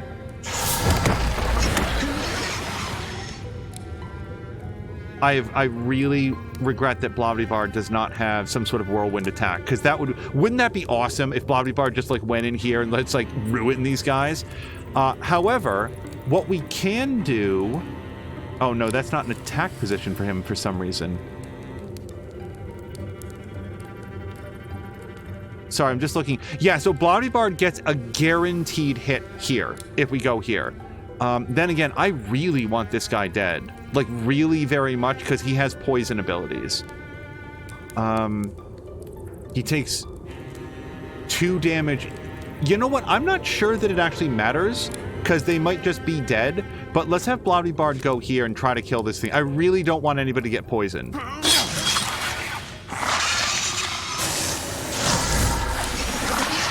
Okay, and it didn't actually matter because they did take the poison damage at the start of their turn. Okay. New tactic, you can axe them something with the spray. I love it. It's a brand new vision of axe body spray, but with actual axes involved. So Maxine shall Silk Step. Patikin shall Silk Step. Sam Melander shall Silk Step. Blobby Bard is going to get ready, and then Hickey will come up here with him. And we're just going to... Oh, well, let's interfuse with things on the other side of the gate. There's not... For Lady B, we want to, like, interfuse with a couple things, so she's, like, at maximum power. But for Hickey, his powers work differently, so he doesn't benefit from that in the same way. And Guardian. Okay. Yeah, Hickey, why don't you open the door? Okay, we've got a Seeker here. Let's have Blobby Bard come in past the Seeker. And turn around and hit this guy. Okay, I'm a fan. Blobby Bard did it. So now Hickey, Hickey's already used, like, he's already opened the door, right? If we interfuse with the... No, we can't. We're too far back. Okay, so let's have Hickey move up, wall with Blobby Bard, and if he interfuses, he doesn't have the ability to attack this turn because he opened the door. But what these guys don't know is Maxine is here. She's going to... Yeah, just sort of come around the corner and then set up a nice ambush right here. So if these guys try to, like, cross... Actually, let's do it right there. Because I feel like even if they can cross, even if, like, this guy can go over the scenery, it still has to pass through a square that Maxine will have covered. Okay. Patikin, let's have you come up here. We don't have anything new to do with you. Yeah, let's actually have you, like, come around to the side. And then Stormalander, let's just have you wait back here, I think.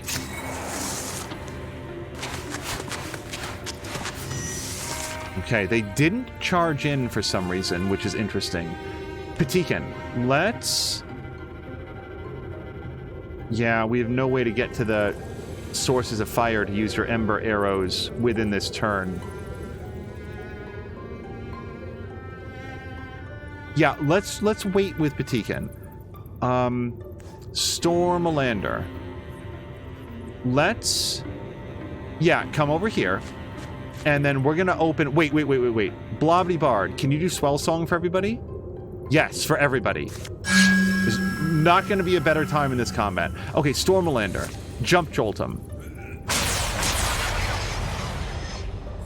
Okay. Maxine. I don't think that we need to Quelling Moss them. Like, hopefully they're not going to survive this. But let's do a shot on this guy who's, like, providing some cover. Nuts. Okay, well, Patikin, that does sort of open the door for you. We're going to have you come over here so that you have better cover, but then again, so does it have better cover. Yeah, let's have you come one up then. So, that was awesome. So, Patikin, that was your special ability. That was your stunt ability. You got a stunt, so both of these enemies are pinned down, which is great. Blobby blah cannot quite get into attack radius. We'll wait a second. But what Hickey can do is, as always, just walk... Oh, we really can't get close enough to this one here in the back to do anything to him this turn. So, yeah, Hickey, just come up here and we're going to get some free damage on the Seeker. And whoops. Blobby blah, you're going to just wall with Hickey for now, I think. Okay, Blobby Bard is trapped in the Dream Realm. He'll be fine, but he can't do anything right now. Patikin, take your shot. Good. Stormalander, take your... Well, yeah, no, let's have you take your shot feels like a safe thing to do.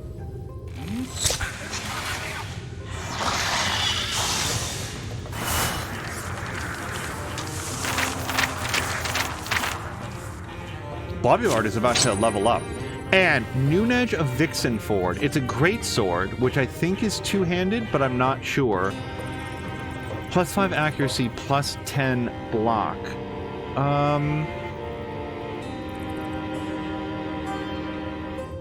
This would be more... No, he would lose damage to get block. Yeah, no, I like Blobby Block keeping Grimblade. We're not going to replace that.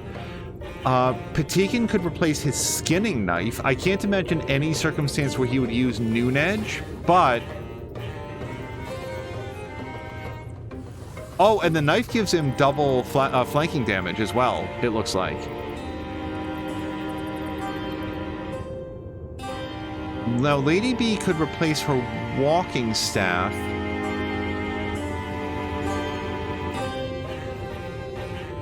Which is less range, but double damage.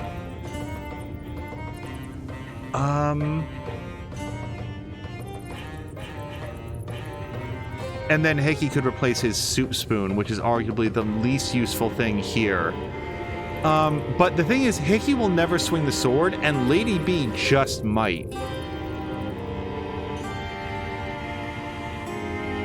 More accurate. She's not really going to use the walking staff ever, though. She's going to have her spear on. Yeah, we're going to replace her walking staff with the Noonedge of Vixenford. This is a hell of a mystic. Yeah. So you got the coin back? Yep, the little rascal must have had a change of heart and dropped it. It's kind of cute. No. In an ugly way, maybe. Come here, little critter. Come on, you want to be friends? Oh! Maxine, are you here? Maxine, would you like a little critter?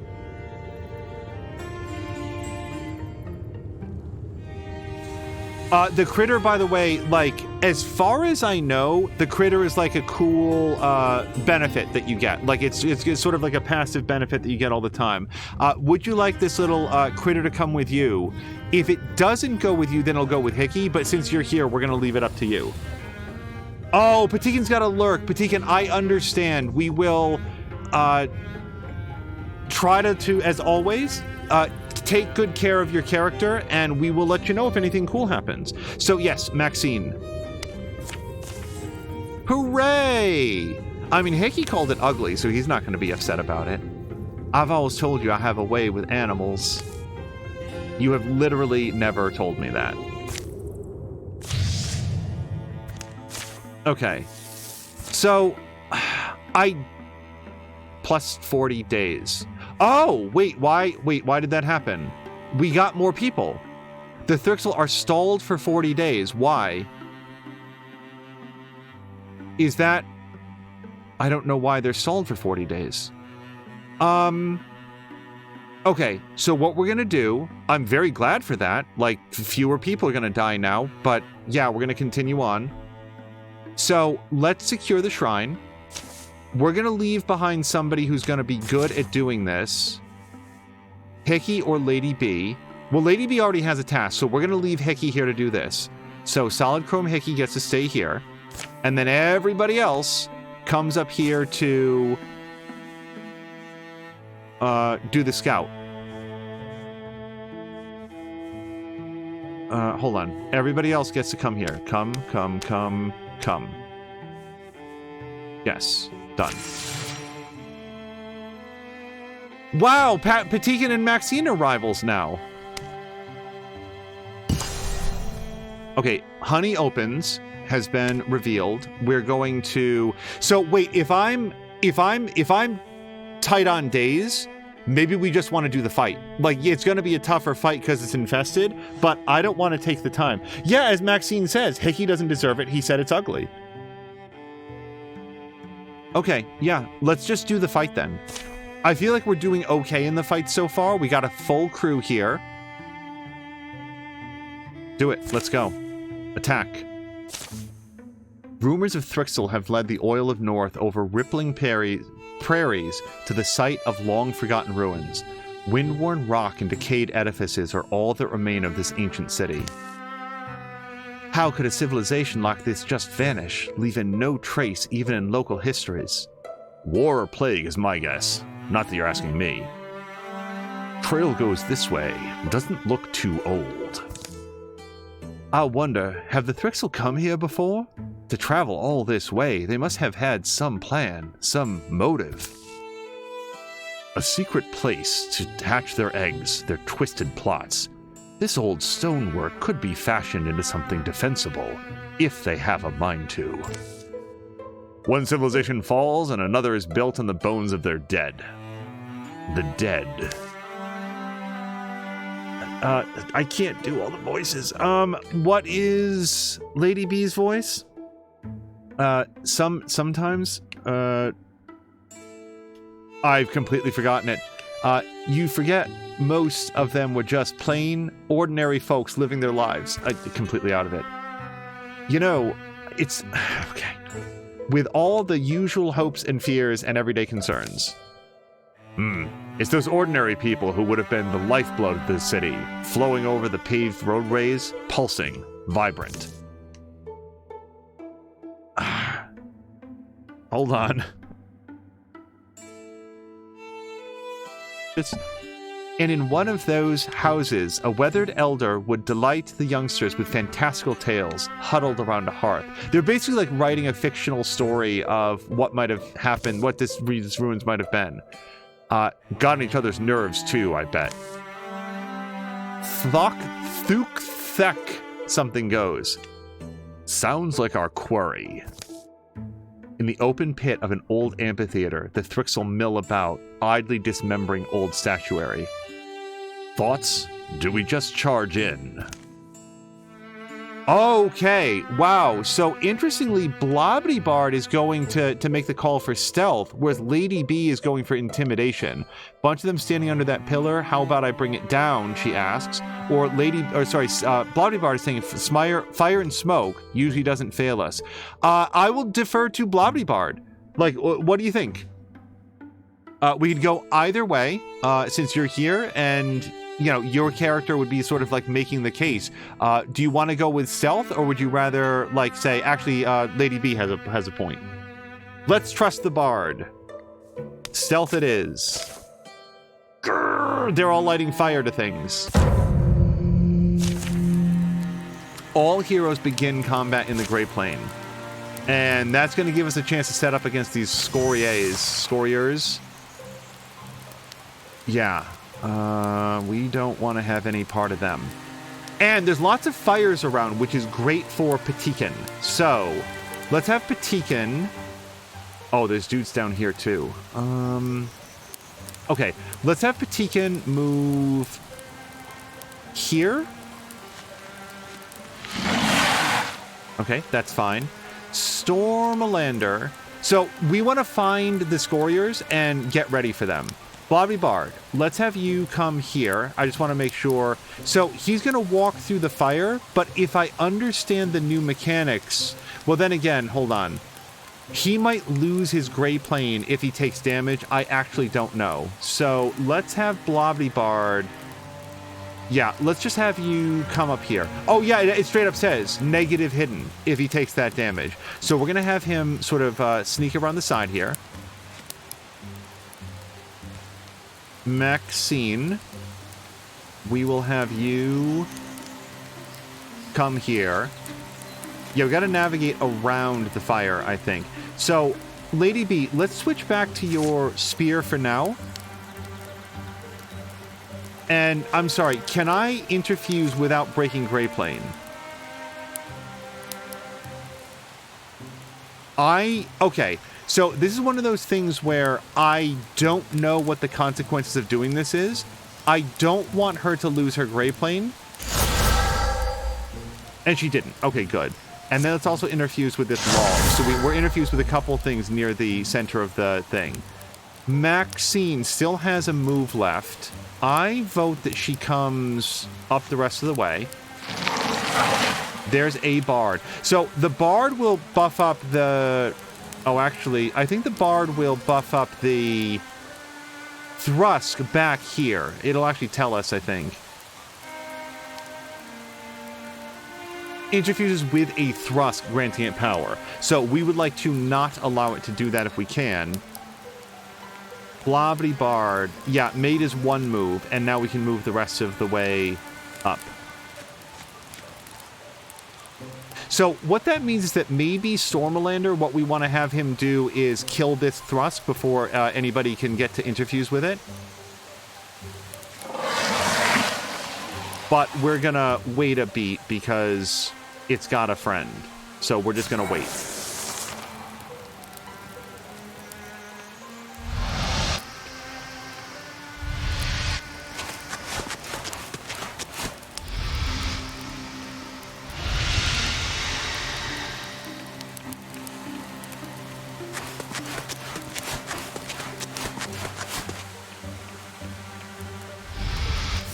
Oh my god, they almost saw a Salamander there.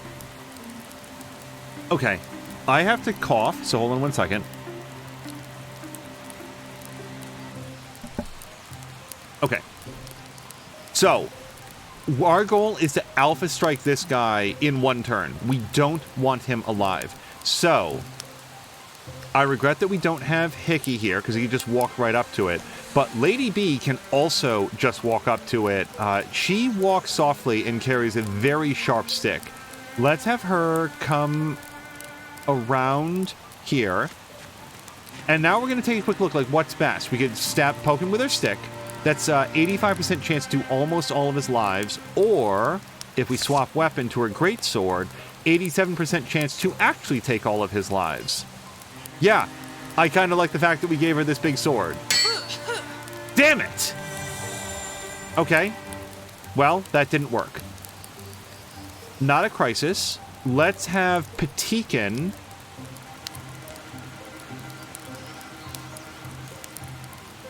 %81 chance there. 87% chance here. Plus although the shot is going to go past his armor, it'll also destroy some armor on the way past. So, good. Okay. Not Stormalander yet. Blobbity Bard, can you... Yeah, we can't really get into a flanking position on this guy. Let's get into a position where we can wall with Lady B, and we're going to hit him with your big sword. Okay, that's good. Very happy to have that person dead. So now, Maxine could, I think, swap out to her mace. Well, actually, I don't know what we want to do here. If we just shoot this guy, 91% chance, or if we swap weapon, I won't know until I get closer to him. I think this mace is going to hit harder. Yeah, it definitely hits harder and has a pretty good chance to poison him as well. Okay, did that poison him as well? He is poisoned, but he's only going to lose 1 hit point, so he will still be alive next turn. Stormalander is not in a great position. He could potentially take a lot of damage here, so I think that discretion is the better part of... Yeah, let's have him take some cover.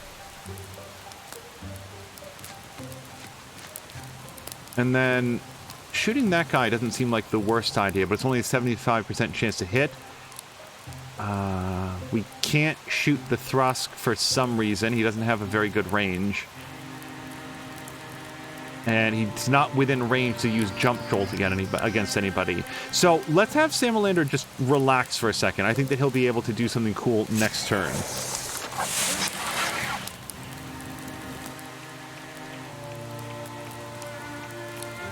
Okay, so that guy found Stormalander, but he got surprised, so couldn't do anything about it.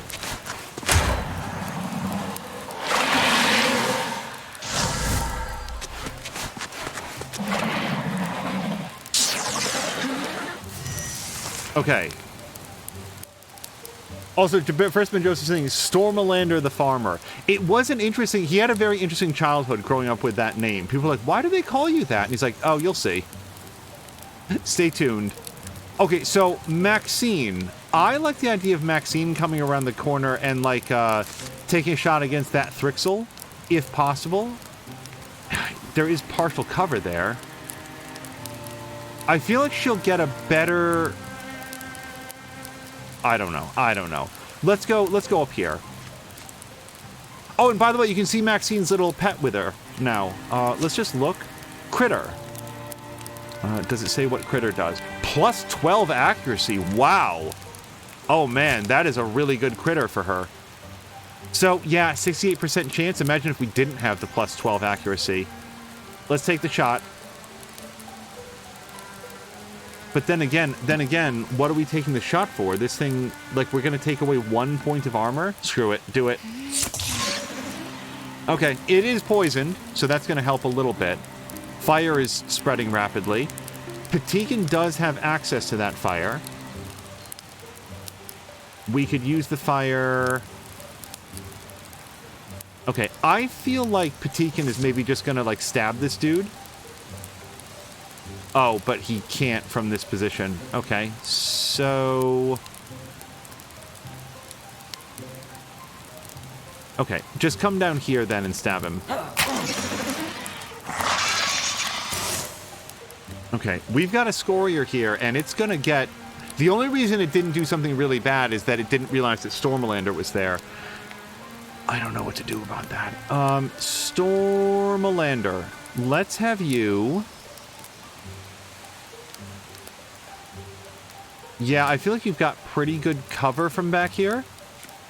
And then we're going to unleash a Jump Jolt.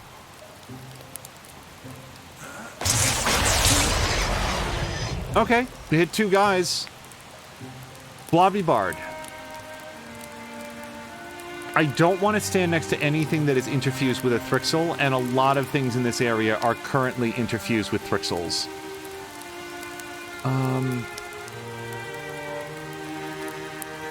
Darn it.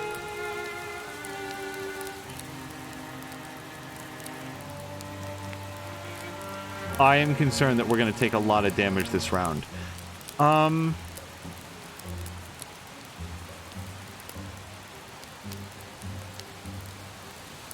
Yeah, we don't have any sort of a flanking on this guy. But, I mean, we can go here and attack the Seeker. So, let's do that.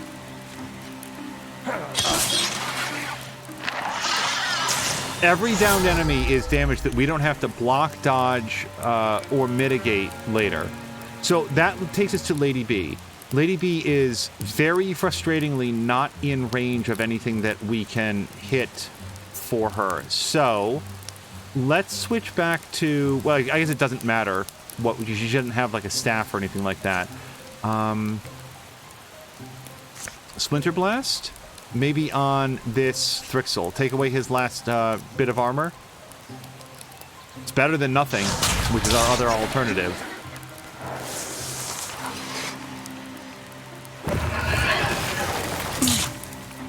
Okay, so that thing burrowed at Blobby Bard. Took away his... Yikes. Blobby Bard lost a piece of armor, but no damage. Patikin lost most of his lives. A little bit over half. So, Patikin, we're going to take care of this Dweaver together. You, me, and Lady B. That's the name of our next sonnet. Patikin, come back here. No, actually, I want him to have his flame arrows for this. Yeah, so Patikin, come here. And then we're going to swap your weapon and take a shot. So, dead or not, now what's going to happen is Lady B is going to turn on her heal. Yeah, and get a guaranteed kill against this guy with her big sword. Okay. Maxine took a little hit. Not much. She'll be fine.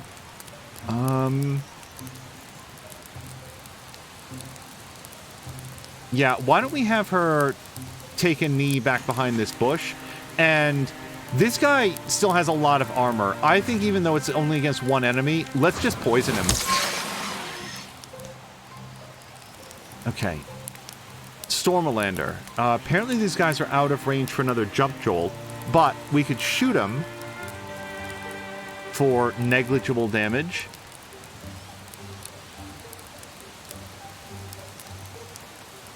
What's the range on jump jolt? 4 ranged. So 1, 2, 3, 4. Yeah, if we move right there, he can do jump jolt.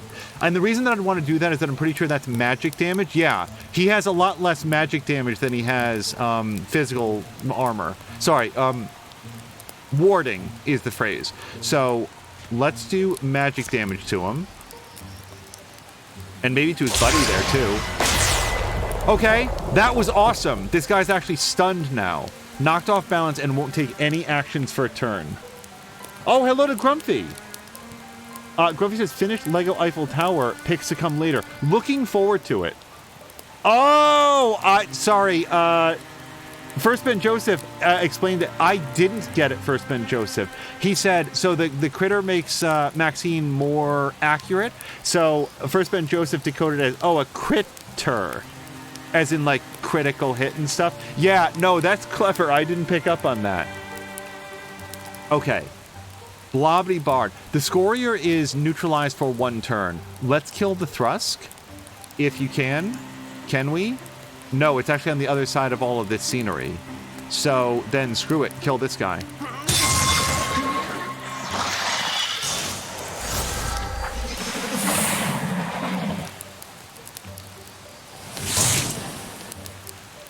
Okay, that thing tried to ether burn Blobbity Bard, and they got nothing out of it because he has very powerful warding. Okay, Maxine. I vote for... It still has so much armor. Yeah, let's come up here and just shoot him again, and I think it's gonna like make him more poisoned. What's your poison rating at now, friend? Poison 3. Yeah, this thing takes 3 points. If we can do 1 more point of damage to it, then it just died. So, Lady B, you're actually in a better position than anybody else to take on this Thrusk. Why don't we grab this bonfire and throw the fire onto it? Damn it. Dodgy little dude. Okay, Patikin. Yeah, Patikin. Come up here and shoot your bow. Perfect. That bard just died. And that means that Stormalander can come over here and try to finish what he started. Jump jolt him, man.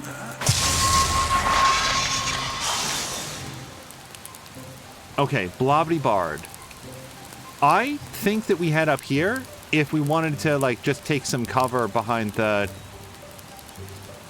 No, we're good. Let's just have Blobbity Bard come up here and Guardian. That way if the Bard comes near it... Yeah, the Bard already died. Okay, Blobbity Bard, you just leveled up. This is going to be cool. Okay, a Bronze Horn Warrior. So here are your options. Vigilance. Blobbity Bard's heightened senses allow him to perform up to 2 reaction strikes per turn. Just as a quick note, Blobbity Bard has killed outright, I think, almost everything that he's taken a reaction shot to. So Vigilance is cool. Wolf Call. After a successful kill, Blobbity Bard's allies gain +2 speed for this and the following turn. As a note, Blobbity Bard is very good at killing things, so Wolf Call is cool. And then Untouchable. When Blobbity Bard gets a kill, the next attack against him within 1 turn will miss. So he just, when he lands a kill, he's so juiced up that he just becomes unhittable for the very next attack. Blobbity Blah is saying Wolf Call is cool and very fitting for a support warrior like Blobbity Bard. So do we want to go with Wolf Call? I just want to make sure that, like, cool is, like, I love the rule of cool, so I think that Wolf Call is great. Yeah. And Brawl Guard, which is good for 1 person, and his name is Blobbity Bard. But is it better than what he's got? No, it's actually the exact same thing that he has. So let's salvage it for the 1 hide. Yes, salvage. No one else can even wear it, so it's perfect. As their breathing stills, they hear the chittering of birds, the buzz of bees. Overgrown grasses rustle in the breeze. Gone quiet. Think that's all of them? We should be sure before we move on. Ancient settlements like this, there's bound to be hiding places. Not far from where they fought, a section of flagstone appears to be coming up. Lady B pries some away with her toe, uncovering what appears to be a way below. With a little more effort, they widen out an entrance. How deep is it? Stairs. Should we take a look? I don't have a good Patikan voice locked in yet. Any good reason not to go? Down they climb into the ancient city's underbelly. Slimy things skitter away at their approach. A rancid odor hangs in the air. Everybody's looking around. Torchlight over here. Let me just... In a splash of light, their surroundings take color and shape. The passage opens into a small enclosure, an oval room. Bits of rotted wood and matted straw form the pale suggestion of a bed at one end. Smells, doesn't it? Not a dungeon or a tomb. It has all the trappings of a living place. Beneath the city, wonder who. Oh, that's Bloudybard. Beneath the city, wonder who. Scattered around the room are what remains of a life's possessions. Most are decayed or moth-eaten beyond recognition. That's a garment of some kind. Frying pan, and some kind of weird-shaped dice. If the Thrixel found this place, I'm guessing they didn't see anything worth taking. But there's one item that catches Lady B's eye. A small bone flute set atop a stone pedestal. Alone, it seems to have survived the passage of years unmarred. Moon-colored, its surface is smooth, polished by the press of ancient fingertips. It begs to be held again. Hey, you know I hate it when you make that face. Huh? Oh, There was a bard, Luti Shin, who used to sing of a people cursed by a mossy mud spirit. Their tongues were garbled, so that one could not understand the words of another. But a melody they found, hadn't lost its meaning. I wondered what songs these ancient people used to play, whether they would mean something to us if we heard them. The way it's placed, I think it was a treasure by the hands that held it. Well looked after. Okay, so this would be a Lady B question. I feel like there's 100% chance that if she was here, she would take that flute. I really do. Let's have her take the flute. A bone flute. A flute carved of bone in years gone by, loved smooth by long, dead fingers. Plus 8 warding, but plus 15 charisma. That would really be a Bloudybard thing. Except... Oh, well, it would... So, here's the trouble. It would be an even replacement on the warding. It would be a significant increase to his charisma. The trouble is, like, I don't know that I can give this to Bloudybard if, like, somebody else would benefit from both things. Wait, why does Bloudybard only have 30 charisma and Patikan has 45? And Maxine has 70. Maxine has so much charisma. Bloudybard is our bard. He should have the most charisma.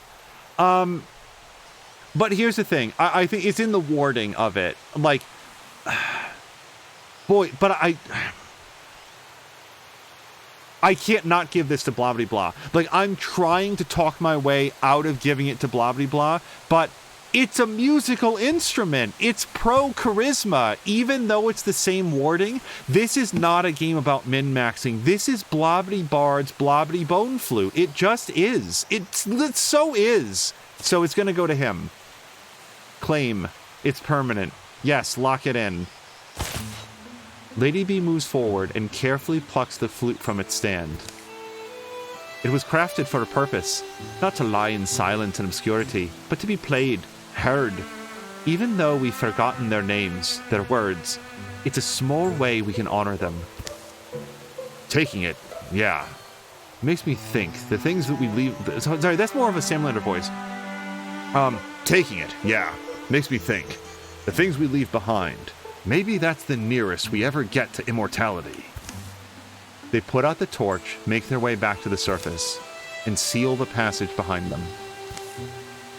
You gonna play it, Lady B? Or should I? A little accompaniment makes this long road sweeter. Well, Blobbybard is.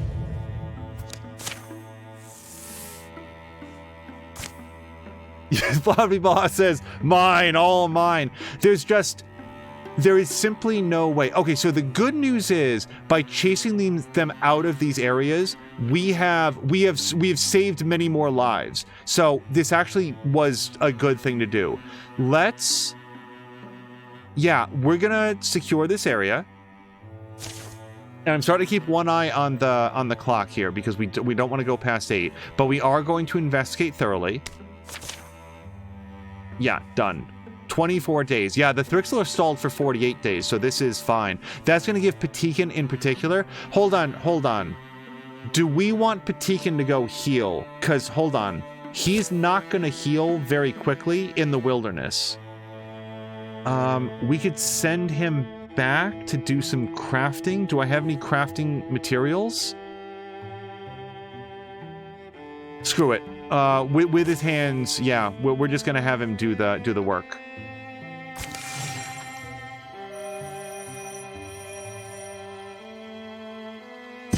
Okay, he got most of his health back. A thorough delving has proven rewarding. 2 more hides. And a necklace of grace for +5 dodge. I'm thinking Maxine for this. But let's look. 66. Yeah, Maxine for sure, because Maxine has... I don't know why Maxine has a lower dodge than Patikin, but... Yeah, I feel like Maxine... Yep, Maxine gets the Necklace of Grace.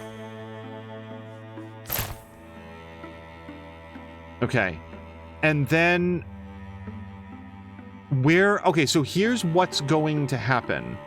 We're going to gather everybody here and at least start a patrol, but what we're going to do is... Yeah. Patikin... Fudge.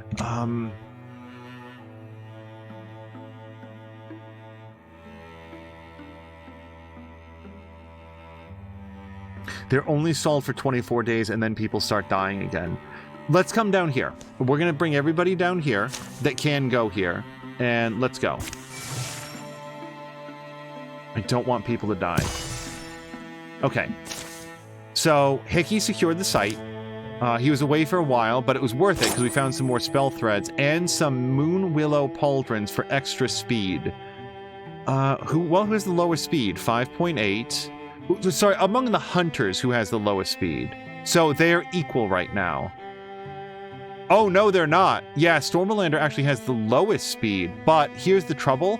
He's not going to get his integer. So he'll be faster, but not in a way that we perceive. So I feel like Maxine is pretty good with that, like, big mallet. So I want her to be able to move the furthest.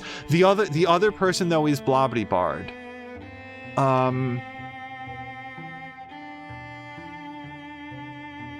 Let's still do Maxine, I feel like.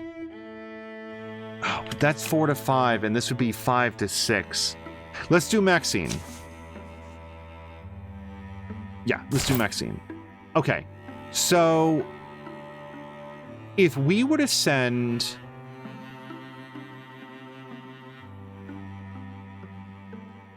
Patikin down here. Oh, no, Hickey finished his thing, and we don't need to prepare defense. Okay, so Hickey. We can't do this. Okay. So Patikin is still wounded. Hickey has not been in the last battle, so he's a little bit behind on experience points. I know that Patikin just joined, but Patikin's also wounded. I don't want him to get killed. So, Patikin, why don't you gather here? And then Hickey will come up and join his sister. 17 days away. Damn it!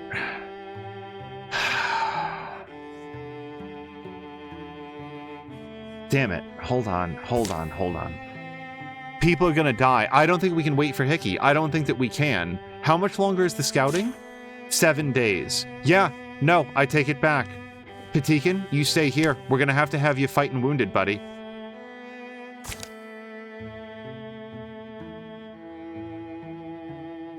Wait, Patikin is not with them. Hold on. Patikin is 11 days away. And wait, how far away is Hickey? 17 days away. Yeah, no, we're gonna wait on Patikin then. Revealed. So we're going to start the patrol, or maybe we'll just wait for 3 days. Like, do the assault, but we're gonna wait for Patikin to come in 4 days.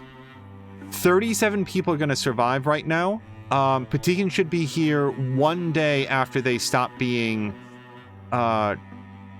thralled or whatever, stalled. I hope nobody dies. 37 townsfolk. Patikin, lift your knees, buddy. You gotta run.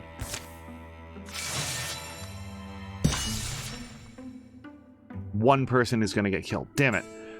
Buried near the rift of Alanok is a thing the Mothman called a glimmer scene.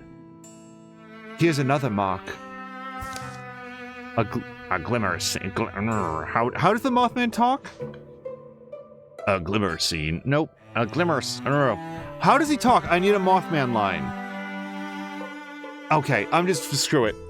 A glimmer scene is a physical place where this world remains stitched to another. It can be used for crossing over. We're aiming for the real Marshwoods now. I'll admit, I've never gone this far. Frogs and wrens jangle their voices safe among reeds. Otherwise, the air is creeping quiet. But a glimmer scene is quite fragile. Extreme care will be required to fit whole humans through. So therein lies your hope. Whatever the Thrixel are doing with your people, shepherding them all to a terrafract, I can only guess, but it is likely slow work.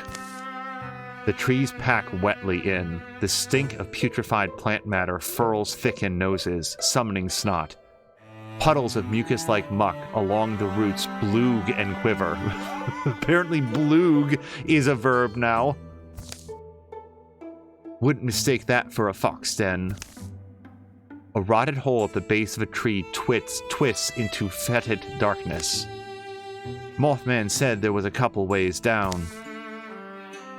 Well, Blah and I should take another entrance then. The less predictable we are, the higher our probability of success.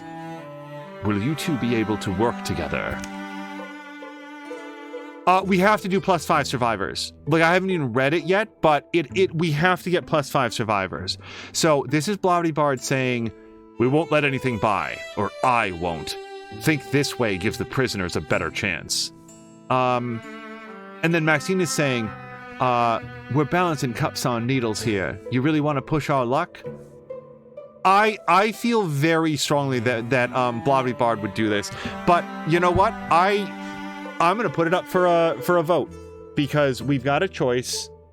Bard agrees. Well, let's do the poll because I know what I want to do, but what I want to do isn't always what's best. I really want all the survivors. Okay, what should the team do? Blah, Biddy, Blah, and Maxine's... Oh, no, that's Lady B. Lady B's plan. Or Maxine's plan. Okay. Let's put that up for a vote. Yeah, to me, as soon as lives are on the line, I'm thinking to myself, like, what are we gonna say? You know, like within the fiction, what would Blah and Maxine and Lady B and Hickey and Stormlander, what would they say to the family members of the people whose younglings or whatever don't come home? Like, it's not that they're sitting around like knitting or something. It's what's safest. But I feel like this team they've learned to work together as a team. Now can they trust each other to work separately in squads? And I think the answer to that is yes. So that's why I wanted to do that.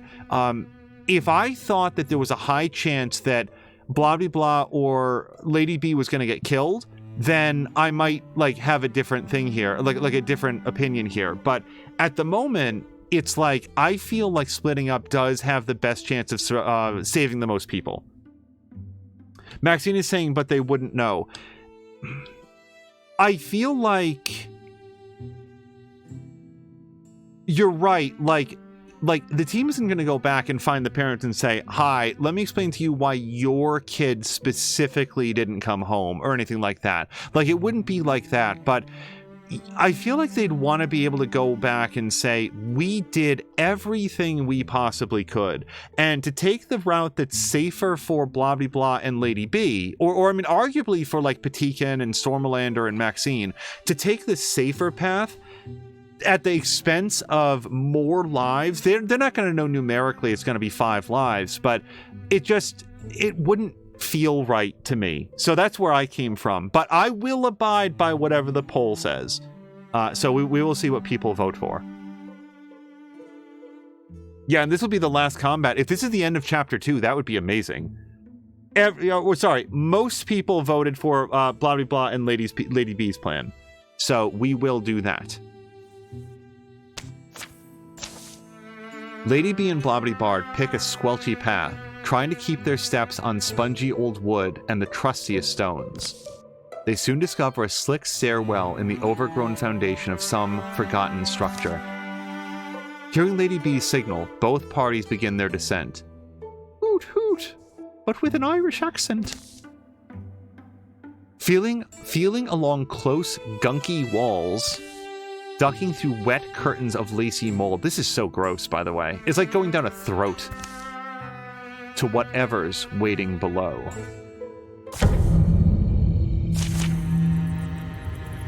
Oh, Maxine herself did not vote for her own plan. Okay, stoicism and haste. Okay, so all heroes get +1 armor and warding, which I really feel like is going to be life-saving, and +1 speed, which I really appreciate. And then 1,000,000 guys, including an unresting one, which we've seen one of these before. These are survivors that were... Wait, this one has tree legs and this one has snake legs. But they both have the same description. They pull along the remnants of their humanity, oddly odorless, moving at surprising speed. An unceasing moan surrounds them. And the Seekers have gotten more threatening. Okay. Okay, good luck, everybody. Okay. So, these guys are all gray planing it, like, right? Yeah. Maxine, let's have you...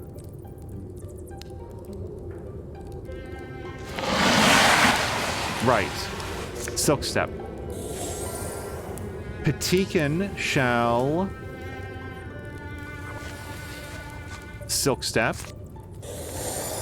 And Stormalander, let's actually have him Silk Step from back here so that maybe the enemies won't even know to search for him. And then we've got Blobbity Bard and Lady B, who are on their own and up against like a couple really tough characters here. The good news is Blobbity Bard and Lady B are themselves a couple really tough characters. So, Melting Bile. Oh no.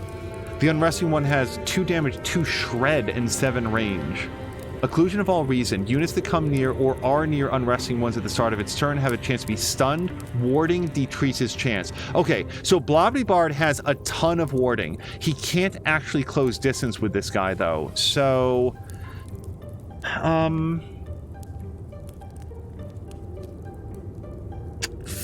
I don't want this thing to use Melting Bile on Blobbity Blah. Or on either of them, but especially Blobbity Blah, because he has so much armor. So...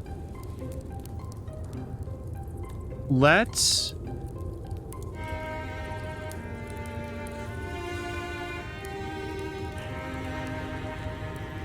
oh, blind nearby enemies. Yeah, that seems like it could be extremely useful right there. Okay. Lady B. Okay, so Lady B is going to go inside the... Arg. Yep, Lady B has to go inside the potential stunning zone. Please don't get stunned. Okay, well, she didn't get stunned, so let's interfuse with the egg. And can we please stun these guys? Flare. Awesome. Okay, now... Blobby Bard cannot get up close enough to hit that guy, but he could come up to wall with Lady B and... No, here's... Just in case they wander closer, let's come up here. Oh, I really should have walled with Lady B, but let's do a Guardian. So if this guy decides to, like, come in close. So the Thrust have decided that it's not worth their time to search for the hunters. Oh, Blobby Blah! Blobby Blah played whack-a-mole with that guy.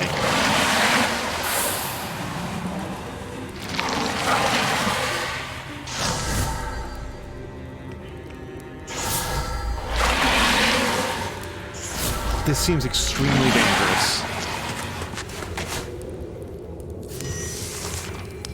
More like a nostril full of goo. Oh, God. Instead of a throat. Ugh. Okay. Well, thank God for the plus speed. So... Okay. The good news is there's a ton of guys from Maxine to poison. Like, this is the best poisoning opportunity that we've seen. So we're going to have Maxine act on that. Quelling Moss. Well, we can't hit those guys, but we can hit 3 dudes right here, all with a plus 90% chance to hit them. So... Everybody got at least a little bit poisoned. Now, Patikin could come here, but he can't hit anything from there, so that is not helpful. The loom is not a light source. The carapace lamp is not a flame source anyway. So...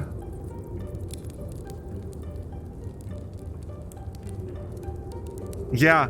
And you might wonder why I'm not doing Swell Song. It's because Blobby Bard is too far away. So let's... Okay, so if Patikin comes here, he does have a shot on one of the Seekers. So let's do that, and then maybe he'll lure them back so that next round he gets to do an Ember attack. So let's shoot at the one guy he can shoot at. Yeah. And then Stormalander. This is a great opportunity for a Bolt Buddy, but I don't think that he can get in close enough to do it. No. Yeah, he's just too far back. I wasn't expecting all of them to charge towards Blobby Bard. So we're gonna wait.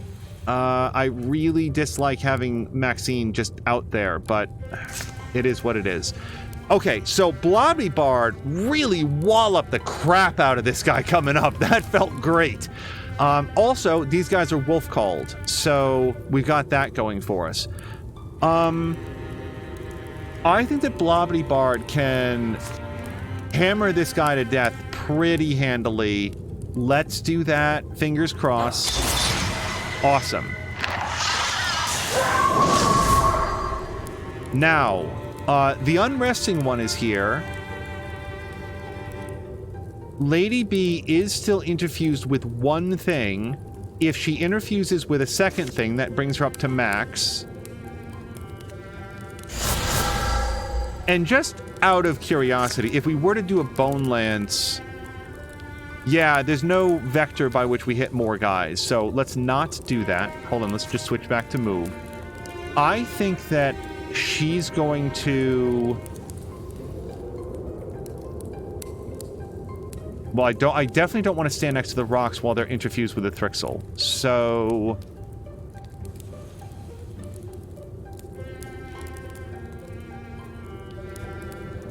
Flare it again? We could flare it again. Here's my concern about moving her up. She's going to, be at risk of getting attacked by these 3 guys, and maybe the bard as well. Like, it doesn't seem like a good time for her to be off on her own. So let's actually... No, I don't want to move next to that either. So let's move her back next to Blobbity-Bard, and then I feel like... Oh, wait, now I can hit both of them? No. No, this is almost specifically set up so that we don't get a good bone lance. Let's try to kill that Thrusk before it gets stridulations by the Bard.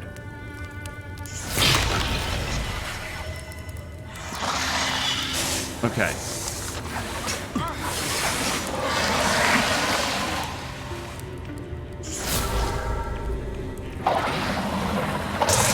Oh, I don't like the amount of damage that Maxine just took. Okay, Lady B's in Dream World. Blobbity-Bard just lost most of his armor. Patikin is in stasis. Thank you, Maxine.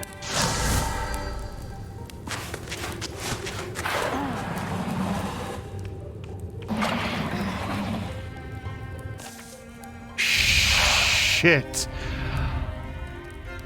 Okay. Patikin's asking, are you still up? Not exactly. Don't need Patikin fussing over me, though. Who's fussing? Look at yourself. You're clearly done. Go on, get out of here. We'll take care of the rest. Oh yeah, watch this. I don't want Maxine to die. I'm not going to let Maxine die. I'm not even going to ask Maxine if she feels like dying. Maxine is going to retreat and come back later after she's recovered.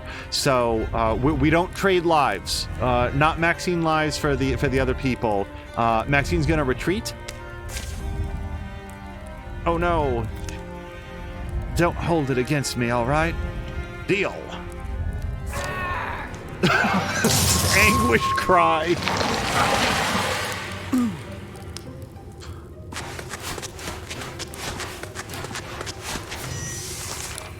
Okay, so Patikin wakes up at the start of... Oh no, Patikin's out of it for 3 turns. So...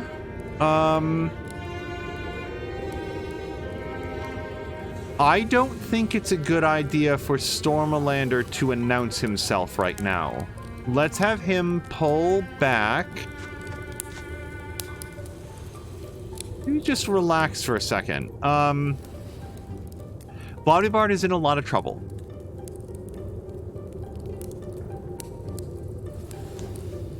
I don't know how to get Blobbity-Bard out of the amount of trouble that he is in. Lady B is stasis for 3 turns. Blobbity-Bard will heal if he can land a kill. There are at least 5 enemies coming for him. He can remove the stasis. That's what we're going to do. Okay.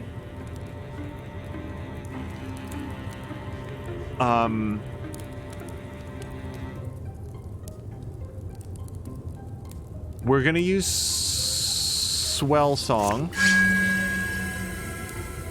And then we're going to hit this guy as hard as we can with an 80% chance to stunt. Good. 1 down.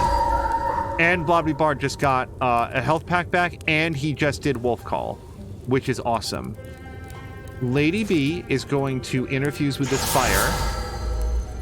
And then she's going to Fire Leash, or she's going to Strike. 81% chance to kill this guy outright.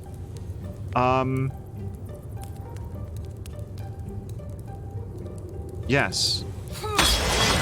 Okay. Good. Now we're down to Stormalander. Stormalander's just gonna cool his heels for a turn here. As First Ben Joseph says, this looks bad. Yeah, this looks really bad.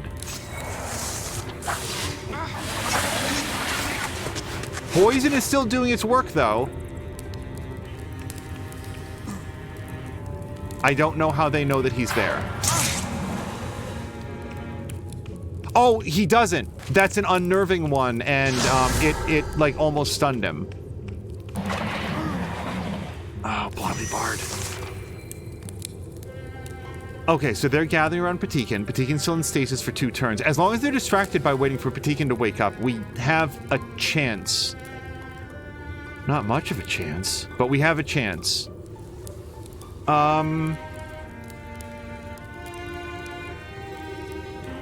Who is interfusing with this? Do we know which one? It's... this guy back here, I think it is. Right. So... okay. Lady B. What if we fire leash this way? That goes through 2 guys. It's not really gonna hurt the Bard at all, but it looks like it's gonna mess up that Thrusk. Yeah.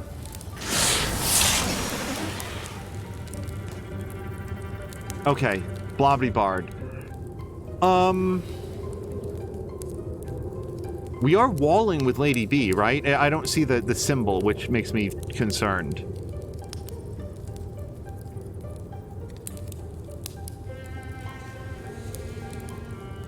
I wonder if I should have moved her before I did that attack.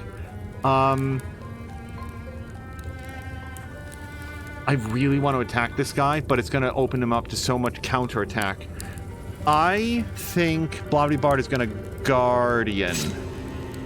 And then we got Stormalander, who is kind of up against it. He's got a clear shot to kill this guy. The unnerving one is still here as well, but he hasn't taken any damage. He's still got all of his armor.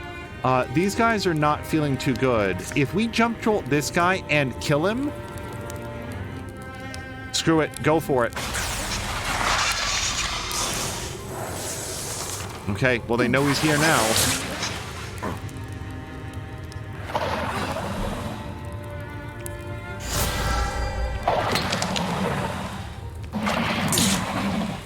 Nuts.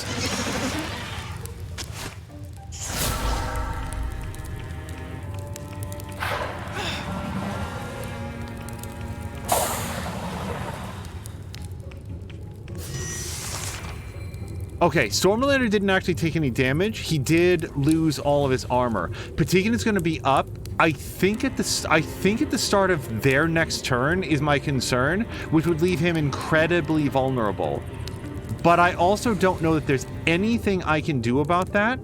If I pull back and go into Silk Step, then Stormalander gets a chance to do another sneak attack. All I can hope is that Patikin comes back at the start of his next turn, not their next turn.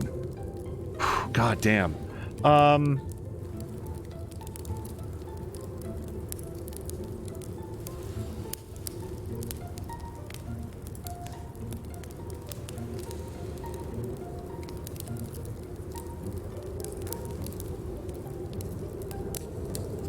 Lady B is not currently interfused with a second thing, so we could interfuse with this stump. I'd love to do that. Let's grab the fire. And then what we're gonna do is have Lady B... who is interfused with this? I know one of them is, but it looks like it must be the unresting one. It looks like it must be, because the ray doesn't go anywhere. So, yeah, let's... Or flare. Whoops. I actually didn't... I meant to look at that, not do it. I guess we've done that now. Yeah, that's not an option that I can take back. I really wanted to, like, see what it was. I didn't intend to do the attack.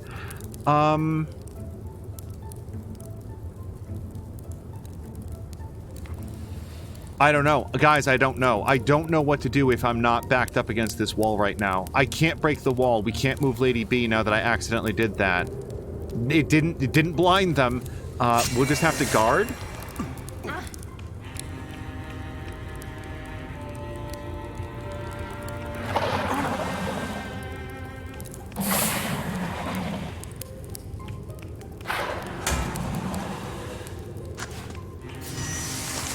Thank God for that one. Okay, Patikin is back up. Patikin, you need to get the hell out of there. Let's move Patikin back? I don't think that we can move Patikin forward. There's too many dudes. So yeah, Patikin comes all the way back, and then we're going to do a silk step to vanish. Stormalander. We can't move up and through any of these places because there's too many dudes. So why don't we have you come back here and hang with Patikin?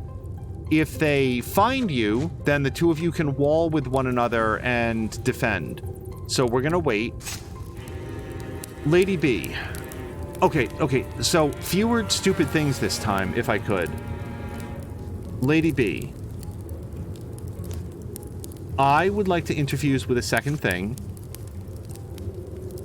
The stump is fine. And actually, what I might want to do now is Splinter Blast on both those dudes, except I can't. So that's fine. That's fine. Mostly what I wanted was the interfusion. Let's... Oh, we've got to split them up.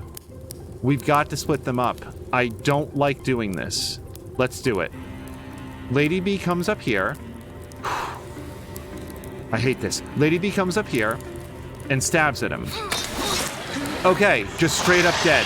That's awesome, because if that hadn't worked, then Blobbity was going to have to do a flanking attack. Since he doesn't have to, let's have him come up here, wall with Lady B, and stab the crap out of this dude.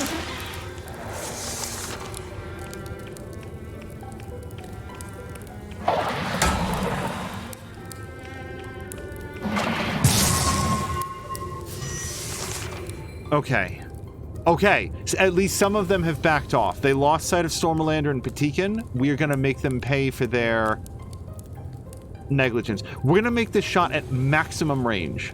We don't want to give them a lot of chance to counterattack because we can't survive a lot of counterattacks. Fire. Okay, wait. Patikin, you come here, yes, and fire. Okay. Getting a little bit closer to it now. Lady B, with your 2 interfusions, do you think you can kill this bard for me?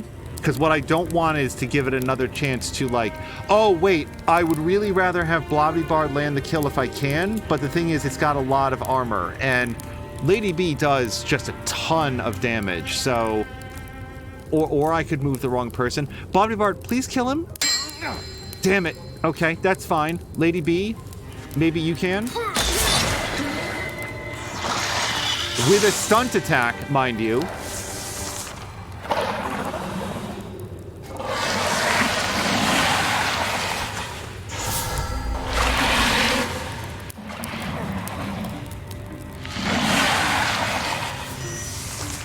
Okay, so now the question is, do I fight or vanish? And I think that I vanish.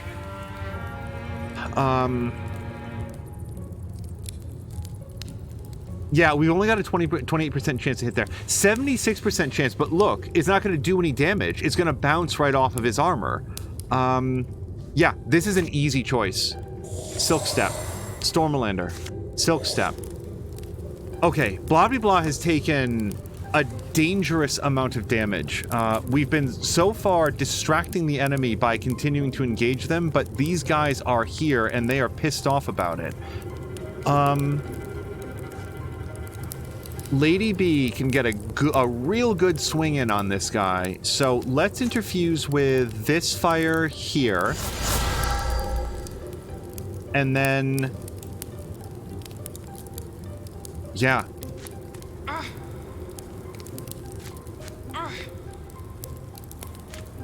Okay. She didn't get stunned, as far as I could tell, because she continued the path. 86% chance to kill? This'd be great.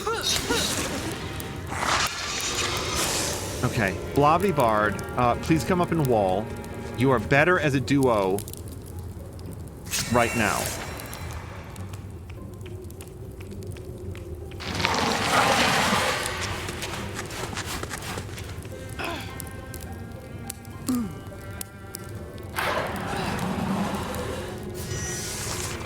Okay, this is it. Like, we need all hands on deck. Like, we can see that somebody is there, So, Patikan? Oh no, that's an interfusion. Okay, damn it. But we can shoot. Yeah, and see now because we're in Silk Step mode, we go past armor. So, please. Good. Stormalander cannot get into range. Fantastic. But I think he can set up... No, none of these guys... It was Maxine who had the ambush ability. This sucks that we don't have Maxine with us. Done. Okay. Lady B. That's a lot of dudes. Okay, Lady B. Come kill... Shit, she doesn't have any health. Fire leash? No, there's no, space.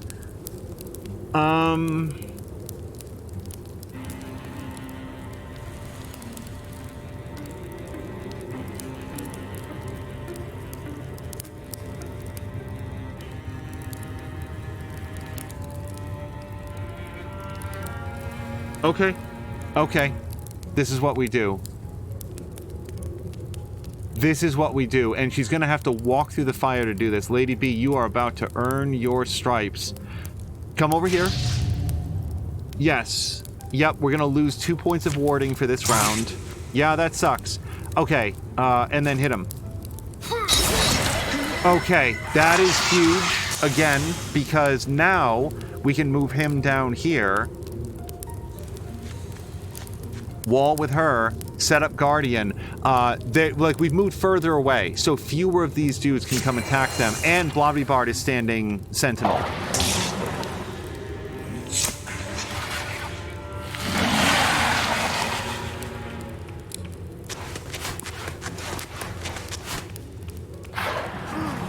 Oh my god. I don't think we have any option for Patikan that doesn't involve Silk Step. And Stormalander. Yeah, these are not odds for you, friend. I mean, that'd be awesome to just electrify all of them, but you are still fledgling into your electrical powers, so let's... Oh, we don't even have Silk Step on the menu here, so... What's the 4 range? What is that? 1, 2, 3, 4. 1, 2, 3. I don't know if it counts diagonals. 1, 2, 3, 4. Yeah, 1, 2, 3, 4. I don't think it counts diagonals. So 1, 2, 3, 4. We could basically move there. It doesn't matter, not really. Or we just move 2 squares back, like 2 full moves back. He's not going to get any walling. Or he leads them away and links up with them. Yeah, there's no dudes over here. Okay. Yes, Stormalander. We're actually going to do a double move.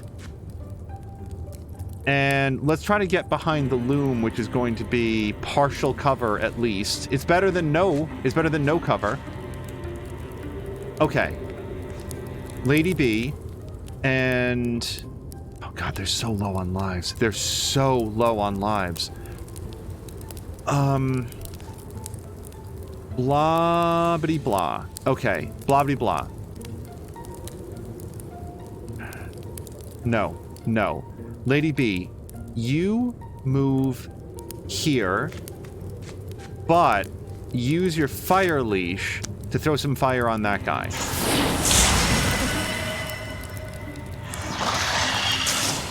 Okay, blah blah blah, you go with Lady B, but don't go around the corner.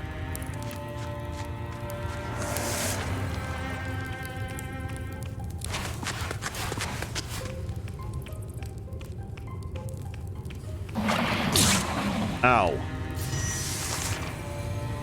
Okay. I don't know that we're gonna... Well, I don't know that we can do anything with Patikan this turn, but let's get him... I really want him to, like, be with the fire if we could. Burns out if not on debris. Yeah, let's have Patikan get closer. Now, this is currently interfused with a Thrixel, but that may not be true at the end of this turn. It's the only source of fire that we have, so we're going to move him up there. Okay. Lady B is... I'm not even sure if she's interfused with anything anymore. Yeah, she might be out of range of that. So, oh my god.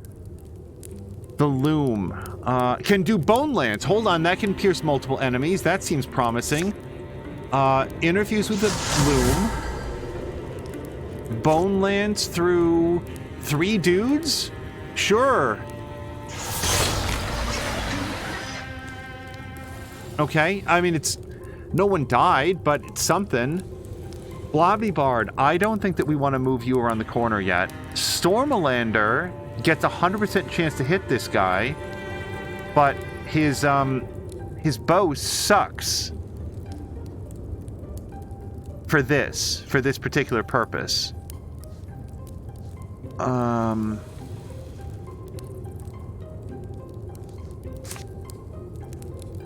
However, Jump Jolt kills him. Yep. Yeah, Jump Jolt kills one of the thrusts and has a not negligible chance to hit 2 more dudes.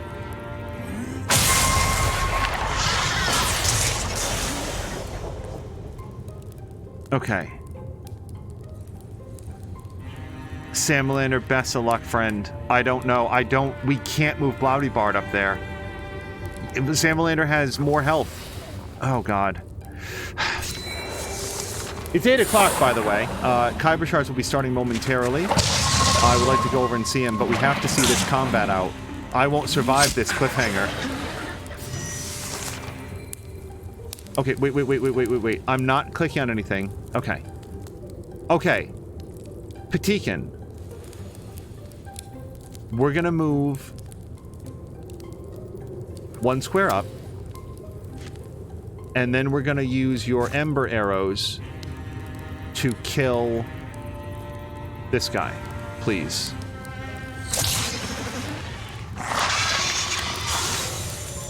All right. Lady B is still interfused with one thing. Wait.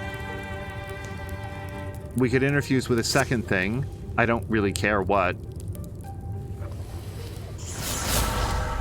And then come around this corner. And now she's at maximum power. Oh, we probably could have been a square away, but whatever. Okay, that's extremely good. And now, Stormalander... Do we want to try for a Jump Jolt? Stormalander is very, very, very low on lives. I think that we're going to Silk Step back behind the Loom. And now, so Blobby Bard. What can this guy hit you with? 2 to 4 magic damage? Interfuse. I don't think this guy can kill Blobby Bard. I'm not even sure this guy can hurt Blobby Bard. So let's have Blobby Bard come up here, wall with Lady B, and set up a Guardian. Now the danger is that he's going to go kill Patikin. Damn it! Oh God. His left leg destroyed, his spirit threadbare. Patikin offers up a desperate request to the battle guards. If ever I was gonna ask them for a favor, now would be the time. So, Patikin is maimed. You can keep the leg. Just help me get out of here. Give me one last good shot. Patikin dies and deals 12 damage. Protect my funds when I no longer can. Patikin dies and +3 armor for everyone. I'm gonna vote that Patikin gets maimed. We're down to the last guy. It's the last guy. We're not gonna let Patikin sacrifice his life for, like, killing the last guy. If Patikin is maimed, then so be it. We will, like, he will still be a valued member of the team and we will make it through. I can't make it this far, but if I could just get a friendly shadow. Sure enough, the shadows pull Patikin in, hiding him until the battle is over. With an anguished cry, he vanishes. Okay. Can we do this? Kill him. Okay. Lady B. Go kill him.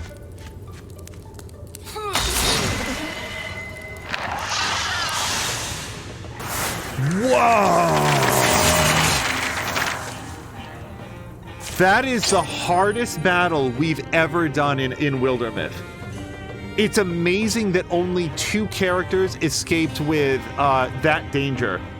Yeah, thank you to Marquack. As Blah Blah said, holy shit, that was intense. That was the closest that we've ever come to a party wipe, and we took some real damage there. Tiger Shard Necklace +5.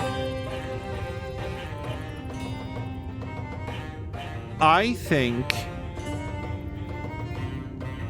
Maxine has the Necklace of Grace. Can we agree that Patikin earned it? Like, Patikin put his life down on the line for the team. I think that we're going to give that to Patikin. 1 Tiger Shard Necklace. Stormalander is leveled up. Real Samalander is not here, so I might have to make a call for him. Given what he just went through, I think immediately an upgrade to archery with a +30 dodge against ranged attacks fits really well. We could do Flash Cone, Piercing Shots. Flash Cone dovetails really well with his electric powers, though. It's just like a cool extra thing. It's like a bonus to his electricity powers. But no, let's do the upgrade to archery. Like, as soon as I saw that, I was like, that's it for him. Like, that was so a negative. Blah is asking, did Patikin get any debuffs? Let's find out. Familiar faces float from the shadows where they hid. They're changed, grimy, hollow-eyed.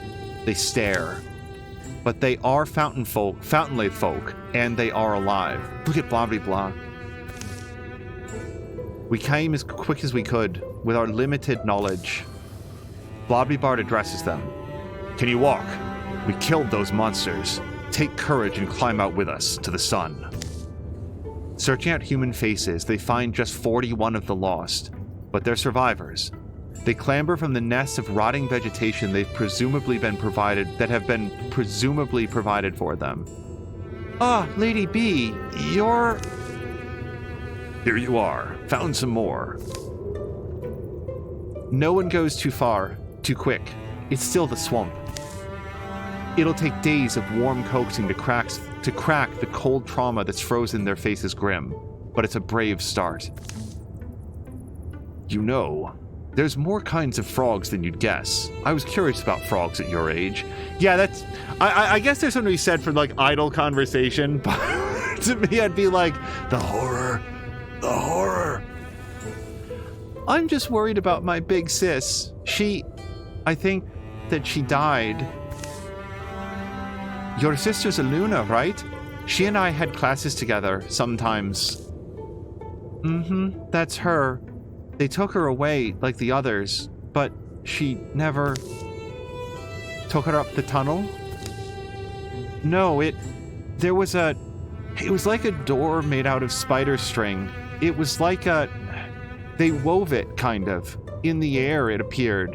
And it went somewhere else. I don't know.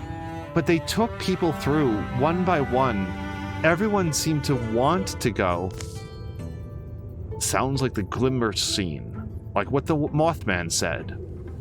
I think that's what it must have been. They called it the door. Iluna and the older kids. First Ben Joseph, thank you very much for the cheer. That was... We got very lucky. Fortunately, the enemy attacks mostly appear to do an average of 1 damage apiece, but man, they were whittling them down. If we didn't have 3 hunters in the other party that could silk step and like keep the enemy distracted, I think we would have lost everybody. People'd go through, and then they'd come back once time had passed, and except they'd look like monsters then, and they wouldn't talk. Any glimpse I've gotten into their minds, they seem hollow, cavernous, full of nothing. But Iluna was the last one taken. She'd been gone a lot longer than the others and never came back. So anyway, I'm pretty sure she died. I mean, I hope she didn't, but then I also think it might be better if she did, because she wouldn't want... Shh, I understand. It's smart. Expecting too much will only bring you more suffering. I guess.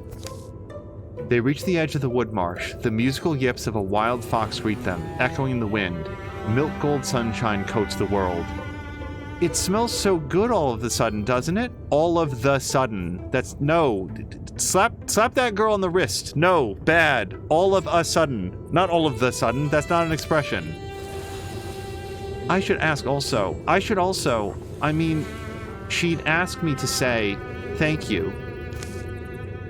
We tried to escape, me and Aluna. We did try, but they caught us. Thank you for coming to get me. You proved my sister right. They trek towards home. Later searches only stir the bones. If something called a glimmer screen exists here, it seems beyond human access. No sign of the girl's sister appears. We rescued 41 folks. Look. We can feel good about 41 folks. It was the now you see me, now you don't. Jody K asked, am I dead yet? No, although we could have used Jody K's help in that last fight. We got 3 legacy points, plus 1 health to the company, plus 1 potency to the company. That was 3 out of 4 possible rewards. Okay, we are over time by about 8 minutes, so we gotta call it here. This was a... as First Ben Joseph says, soon, no worries. No, Jody K, although there is a Jody K character, she's not in this campaign yet. We'd like to have her. Let me hit save, and yeah, let's save over chapter 1 interval. We will, next episode, quit game. Okay.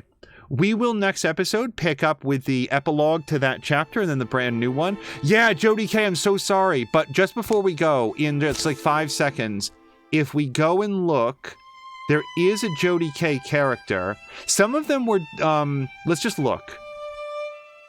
Okay, 1 second. I gotta go. We gotta set up a raid. Let's do a search. Hero list. Jody K is, oh wait, it's under J. For Jody K. Okay, so here's Jody K. Yeah, oh no, she was actually last round. Last campaign, the Whacking Cats, Monarchs Under the Mountain. That was campaign 3. So, yep, here she is. And if we go in here, we could see that she was level 1 hunter, or maybe she's going to be a level 1 hunter. And if we go to relationships, yeah, she was the child of Brian and sisters with Glomdy and Shadow King. And I'm pretty sure that she was like twin sisters with Lovely Shadow King. So anyway, we gotta go. Let's bounce out here. Escape. So yeah, hopefully Jody K will be back soon, but we have to go right now, and we will see you again tomorrow for some more streams. Everyone needs to be less needy and less dumb with their animals. I agree, Jody K. As a general rule. But let's go find somebody fun to raid, and then we'll meet you immediately over in Mia's Discord for the most recent episode of Kyber Shards. Until next time, you guys, until next Monday, we will see you again for more Wildermyth. Until then, have a great night.